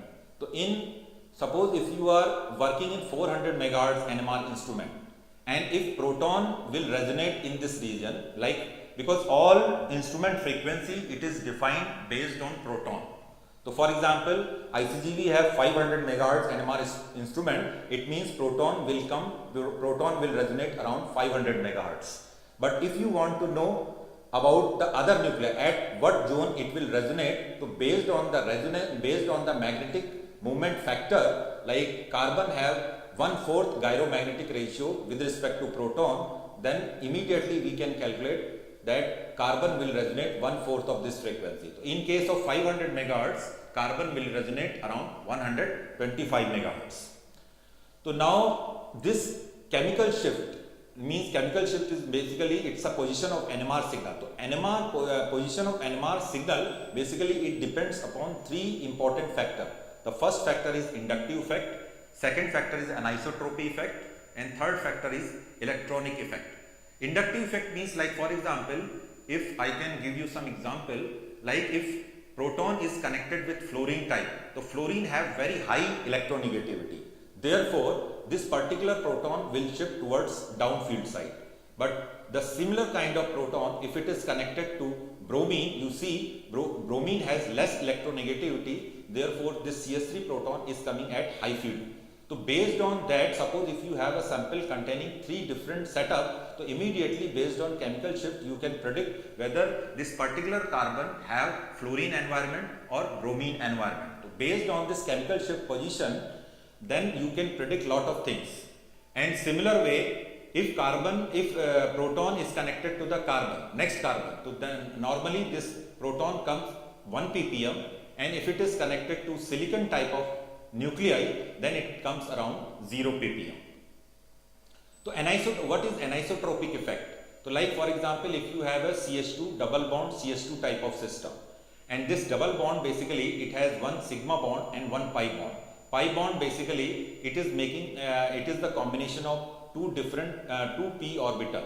P orbital basically it is just perpendicular to this plane. So it means wherever p orbital is there, here electron density will be higher as compared to this plane. So wherever electron is opposing, then whatever proton it is present at this zone, this is basically it is called shielded zone. And this particular region where electron density is less, it is called de-shielded zone. It means if proton present in this plane, then it will go downfield side. If proton will present here, then it will go upside. Like for example, here you can see in this molecules, proton it is just present at perpendicular to this. So it will go toward this side. But here this proton will go downside. So this is the advantage based on this particular shifting, we can predict what kind of environment it is present. So now the next part is the mesomeric effect. You see, these are all small molecules. This is called resonance structure between two. So this, if you move this pi electron to this sigma bond, and this pi electron will move to this oxygen side. So now this is the electronic movement.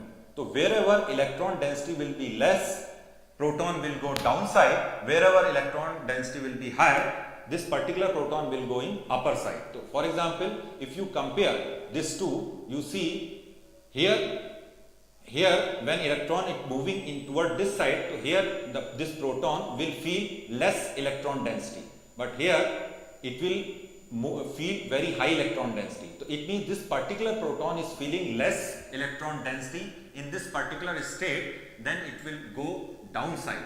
But here you see this particular proton is feeling high electron density around this, so then it will go in upper side. So based on this inductive effect, we can predict why this proton signal is moving upside or downside. Now the next parameter is the integration. So integration, I have already told you that integration basically what it is giving. For example, if you calculate the area under each signal, and if you know the reference signal number of proton, then immediately you can calculate how many protons are present under this signal. And this is the example of this particular integration. You see, if I know that this particular area, first we will calculate area of each individual signal, and I know that this particular area belongs to 1 proton, then immediately it will convert into 3. So based on this numbers, we can calculate how many protons are present in the molecules. Now the next important parameter is multiplicity and coupling. Now how to interpret this coupling pattern? So now this is the example. It follows this Pascal triangle. So in the Pascal triangle, you see, if proton is connected, if one proton is connected to the next proton, this particular proton will feel doublet kind of pattern. If one proton, like for example here, this CS3, it is connected to 2 protons and it will follow 2Ni+1 rule. Then it will split into 3. So then it is giving a triplet type of pattern. The another advantage, basically this coupling constant. The coupling, what is coupling constant? If you measure the distance between this to this signal in terms of Hertz, then this value is called coupling constant, and this coupling constant value will give you the another interesting information about the molecules, which you will see it here. So this coupling constant, basically it depends upon the dihedral angle. Dihedral angle is nothing basically, if proton, carbon, carbon, proton, so this particular proton, carbon, carbon, it will make one plane, then this carbon, carbon, proton will plane another plane. So the angle between these two planes is called dihedral angle. So this based on the dihedral angle, this coupling constant, how it is varying. Like for example, if the angle between these two planes is 0 degree, then coupling constant, it is coming around slightly bigger than 10. But if angle between these two plane is around 90 degree only, then this coupling constant becomes 0. Whether it is coupled or not, but coupling constant, it is coming 0. And in case of 180 degree angle, you see coupling constant is very high. So now, especially if you know about the sugar molecule, different type of carbohydrate molecules. So based on this coupling constant, we can interpret whether these two protons are in this equatorial position or equatorial transpositions. So based on that, we can predict what is the chemical environment, how these two protons are present in the molecules. And there is another interesting information about the coupling constant. You see here, proton is making a specific pattern. This is called W type of shape. So this W type of shape, and in W type of shape, you see proton is around 1, 2, 3, 4 bonds are away. But normally, proton normally gives up to 3 bond only. But here, in a special condition, it is giving 4 bond coupling. So suppose if we are getting 4 bond coupling and we know this is the value, then we can predict maybe these two protons are arranged in W fashion. So it means with the help of simple coupling constant information, we can predict how these two protons are interconnecting with each other. Then the next example of this particular is very small molecules. It's a aromatic system where you can see various protons are interconnecting with each other. So this particular proton, it is coupling with this particular proton. The coupling constant in between these two protons is 7.7 Hertz. In a similar way, if this particular proton is interacting with this proton, then the coupling constant will be go down. So based on these coupling constant, we can predict whether they are in ortho position, meta position or in para position.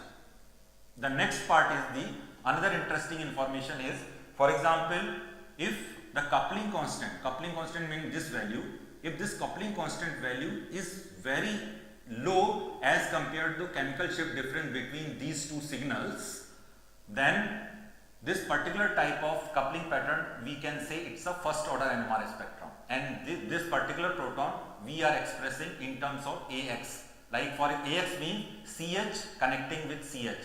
This is called like CH, CH, CH. This is called CH2, CH3. Based on that pattern, we can predict whether it is a first order or it's a second order based on the coupling constant value. Now this is the example. Here you can see the coupling distance. If you know the coupling constant and you know the chemical shift position, just take the ratio. If this ratio is coming if ratio value is very high, then it is called first order and multiplied, and we symbolize as the AX spin system. But the difference is if it is less, then it is called weak coupling system, and abbreviation is called AB type of system. And another interesting example of this you see here in this aromatic systems, all protons are interconnecting with each other like HA, HX, HA, and here you see look wise it looks like that all protons should come at the same place, but it is not like that, because the interesting part is if protons have similar kind of chemical environment but have different magnetic equivalent, means if both protons are not magnetically equivalent. Why? How you can say it is magnetically non-equivalent? You see what is the environment of this proton. In one side one proton is connected, other side oxygen is there. It means environment is different. Therefore, it is called magnetically non-equivalent. But chemically it is equivalent. Suppose if it is interacting with any third molecules, it will connect in a similar way with this proton as well as with this proton. So chemically it is equivalent but magnetically non-equivalent.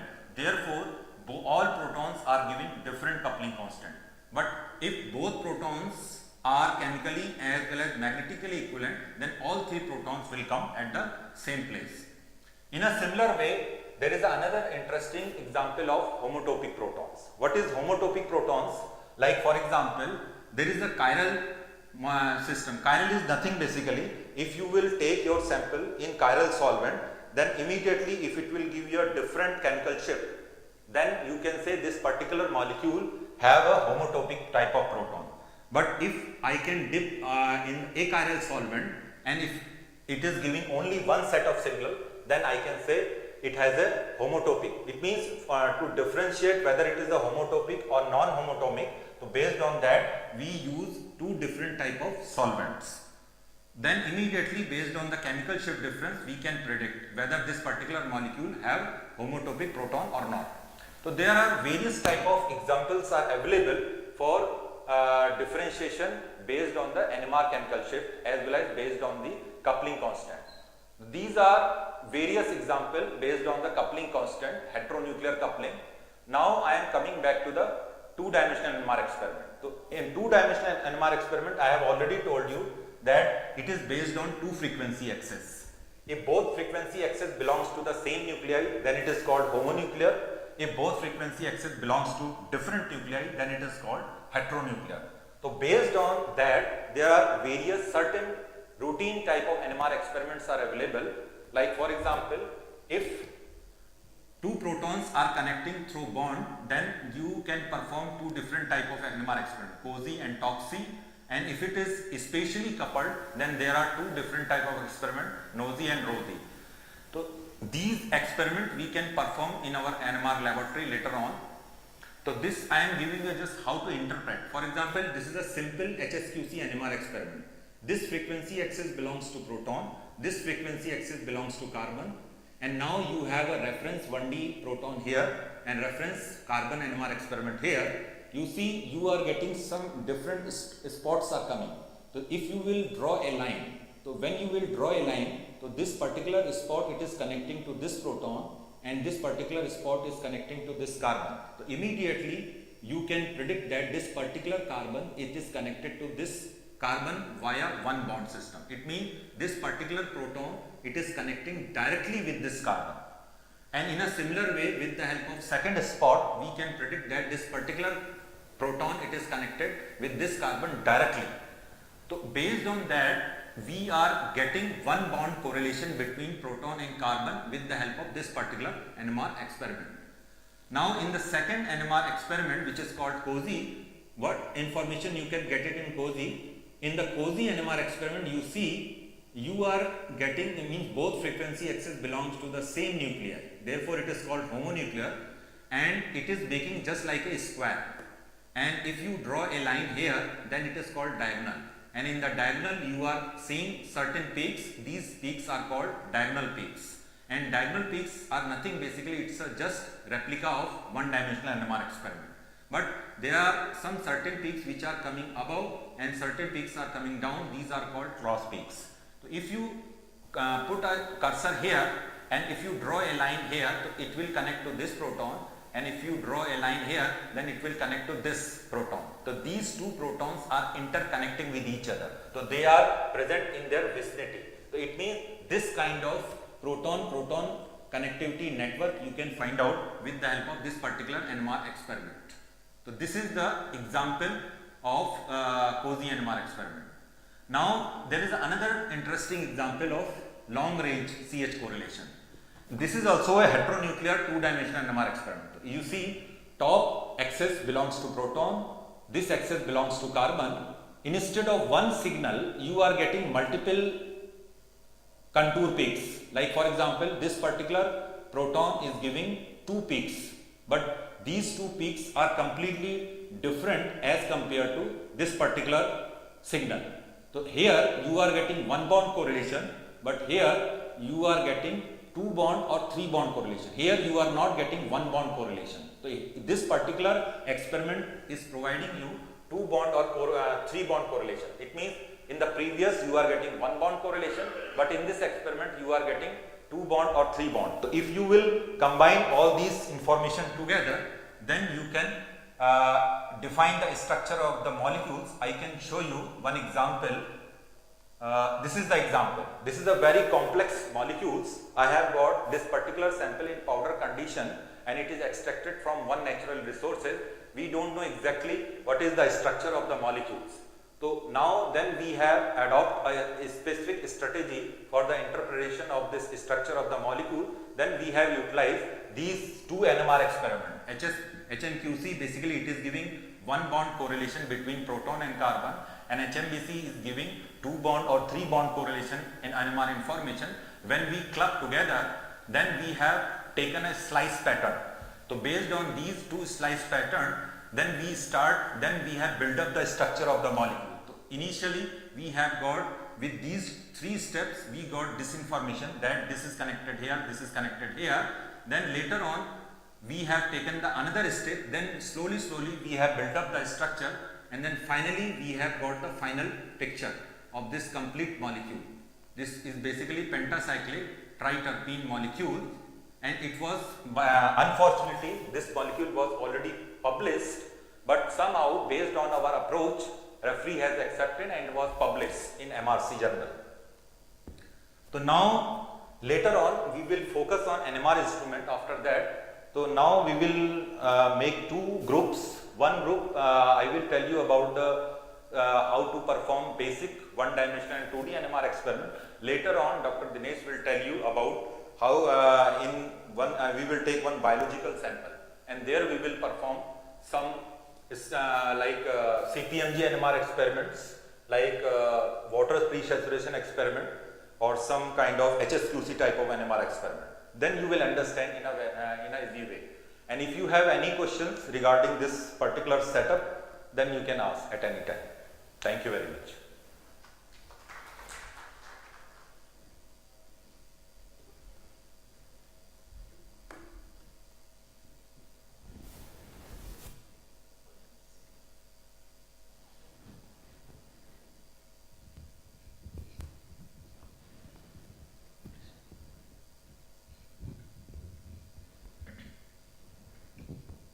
Sir, is there any lifespan for this magnet which we are using in the NMR? Repeat again. Is there any lifespan, in LCMS we are changing the column, something like that, so is there any need of changing this magnet?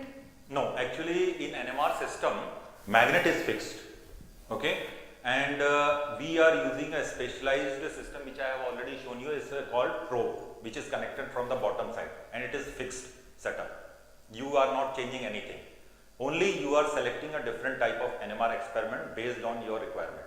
For example, if you need proton NMR information, you perform proton NMR experiment. If you need carbon information, then you can set up carbon NMR experiment. Correct? But for calibration point of view, we have a standard set of samples. So first we perform 90-degree pulse length of various nuclei, and based on that we are performing these NMR experiments.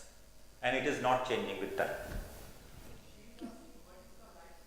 Magnet basically, I cannot say directly, Like in my life, I am seeing one magnet is still live since 1994 and it is working fine. So in terms of magnet, I can say there is no issue, but there is a problem only in terms of electronics. Electronics have some lifetime, maybe maximum I can say 15 years or 10 years. Normally we recommend after 10 years you have to change it. Thank you, sir. Questions? No questions. Thank Now, As- we are going to ask a few questions. 10 minutes question. Okay, can I ask the questions? Yeah. Participants. This is important. Simple questions. Okay. हाँ तो say yes. थोड़े आगे आ जाइए. Simple से question करेंगे. ठीक है. पहला question. Can we do 12C NMR? हाँ करेंगे. 12C. And what about deuterium? Proton NMR, deuterium NMR can we do? We can do deuterium. And 12C we cannot do. ठीक है. Reason can who we can why we cannot do 12C NMR and why we can do deuterium NMR? अब बताइए. What is the reason for deuterium value?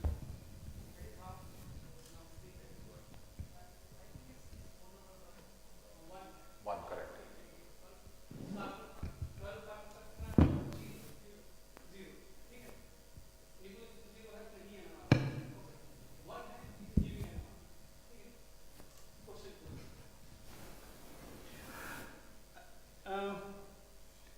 Suppose 13C we can have NMR. 13C is useful. And I have 13C attached to a proton and 13C attached to a deuterium. Okay. CH.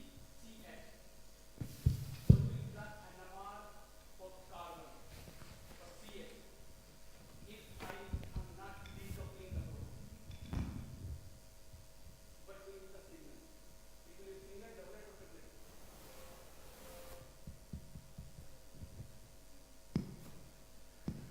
Yeah, if 1H is connected to 13C and both have spin quantum number half. So coupling is there. No, it is not like that. Proton spin quantum number is half, carbon spin quantum number is also half. So both are behaving exactly in the same way. No, proton is this coupling with carbon. So carbon will split this particular proton into two. And this particular proton, it will split 13C signal into two. Correct? No, not 4. Because if we are running proton NMR experiment, so then we will see signals only from proton. We will not see any signal from carbon. But if we will perform carbon NMR experiment, then we will see the effect of proton there.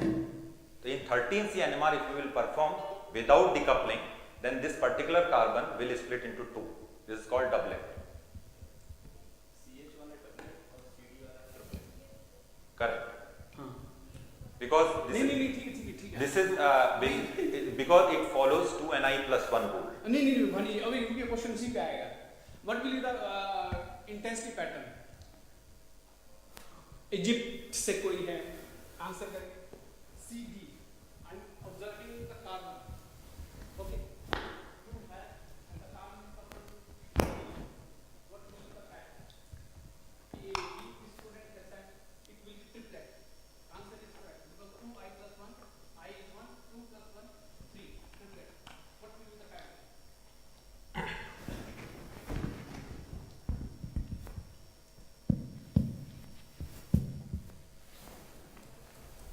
You can write down. ये वो है ही नहीं black board. Workshop black board होना चाहिए. So that we can write it. हाँ. नहीं actually ये चल पड़े यहाँ से. Should work. हाँ ठीक.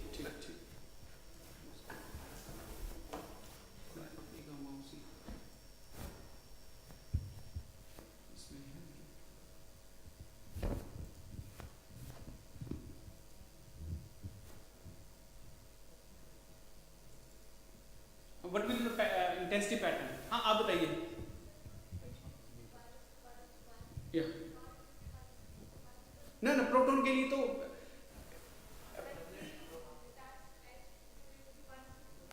नहीं, उसमें तो WT होगा, 1:1 ही होगा, 1:1 ही होगा।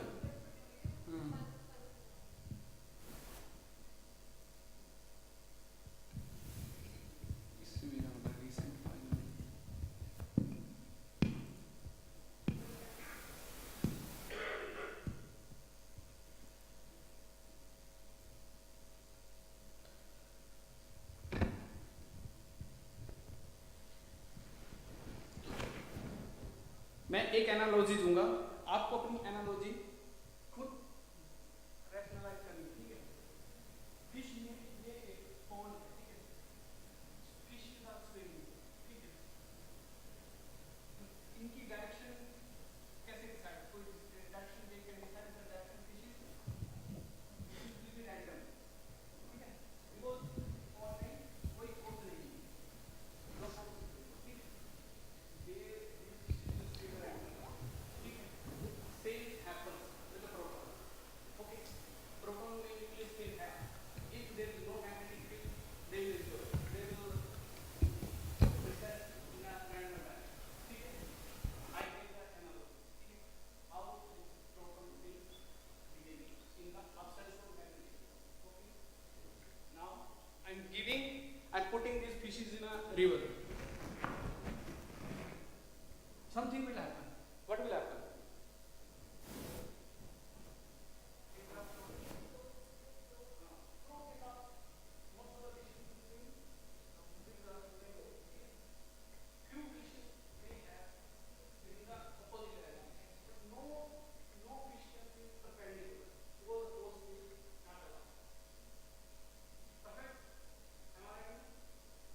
Same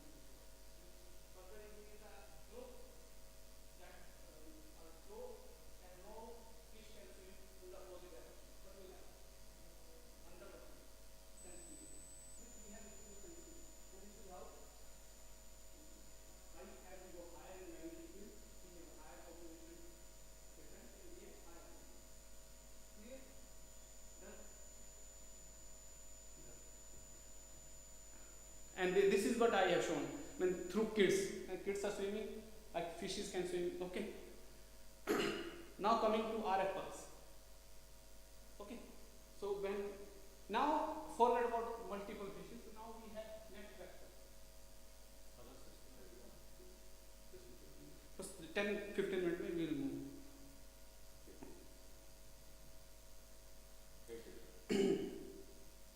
Nuclear magnetic resonance. Okay. How the resonance? Okay. One train is moving. Okay. And another train is moving. Okay. Here is one zero and there are two zeros. Zero has to do something with the zero. If the train speed of one train and other train, there is difference. No zero can do anything. There is okay. Simple analogy. If zero has to jump from this train to this, some resonance. Speed of both the trains should be same. Then only we can jump from that train to that train. Okay? And this is kind of resonance. Okay? Similarly in NMR. Okay? Nuclear things are processing. Okay? They have that processing process. And now magnet also has RF values. We have to select RF. What is the power of resonance? Because RF inherently that there is some power associated with that, and you can say frequency. And that frequency should match with the processing frequency. Okay? And that RF pulse, whatever the frequency is that is decided in your first system we evaluate at what frequency that things are processed. Okay? And this is for group provides number 800 or 400 or so that is already there. So whenever first step when today Bhawani will show you the tuning and matching. Okay? So somehow we have to adjust the field in a way that all the protons, what is the NMR again? 600. So all the protons will be allowed to spin from their atom procession in the 600 NMR. Okay? We will tune that tuning method define frequency. So we will adjust some capacitor plates, something, and all protons will be allowed to precess at that 600 NMR. Okay? So this is providing RF which will put the like proton camera.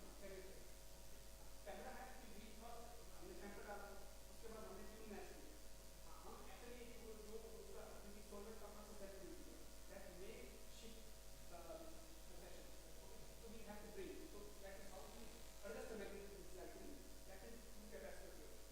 Okay, once we have brought all the protons to that line, now we know now that line goes through that RF pulse, so that is already there in the system. Then the RF pulse is applied. Then you can see both are pulses. And now matching that will interest. That will shift the vector to the X value. And this is how we start doing the signal. Okay. Third. Resonance you understand. We go here nuclear, we are playing with nucleus. That is the nuclear. Magnetic because we have put it as spins in the magnetic field. Magnetic and resonance is we are matching the frequency of RF pulse with the precession frequency of the nuclei. ठीक है?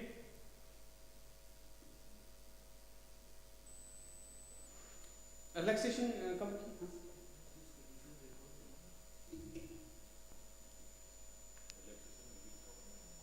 हाँ पर बस 2 minute में relaxation उसके बाद easy समझा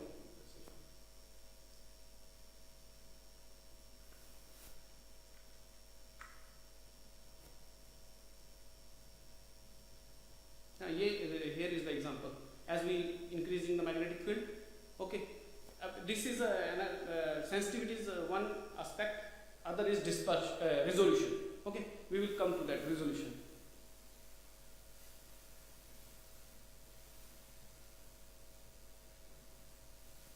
Yeah, because magnetic resonance imaging, this whole field is based on majority of the sequences in the MRI are based on T1 and T2 relaxation. Even we also use these T2 relaxation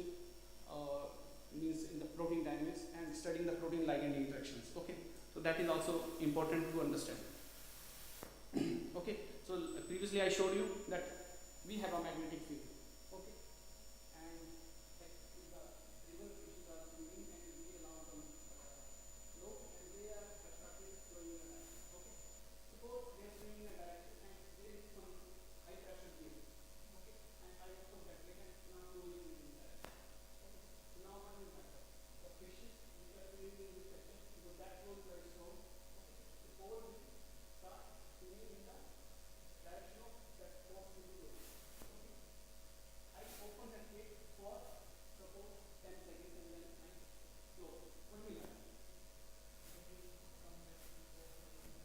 Yeah, and this is what is relaxation. Okay, so when we have opened, they will go to that, they start swimming in the direction of that source to flow, and that is our flow. Okay, so we have taken the direction of that fish. This is looking very, we should be that flow, and then we flow. And so this is what is our flow. We, for more time, we give a puff, control the spin, then throw the puff, and the spins are allowed to relax.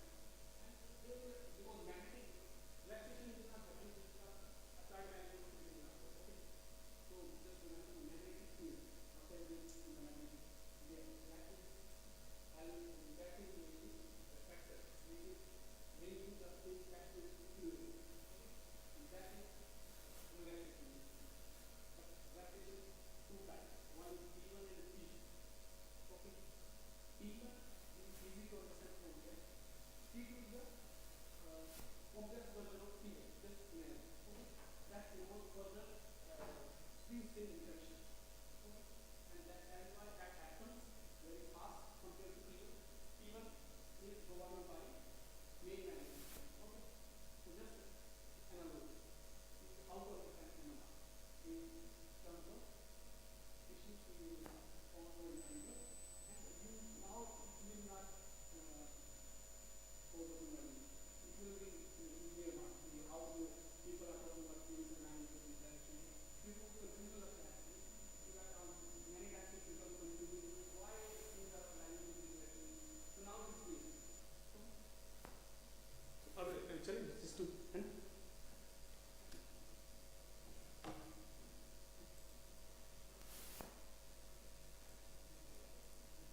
yeah, come also. Okay, before we head to the practical room, I request Dr. Dinesh Kumar to hand over a token of appreciation to Dr. Bhawani Joshi.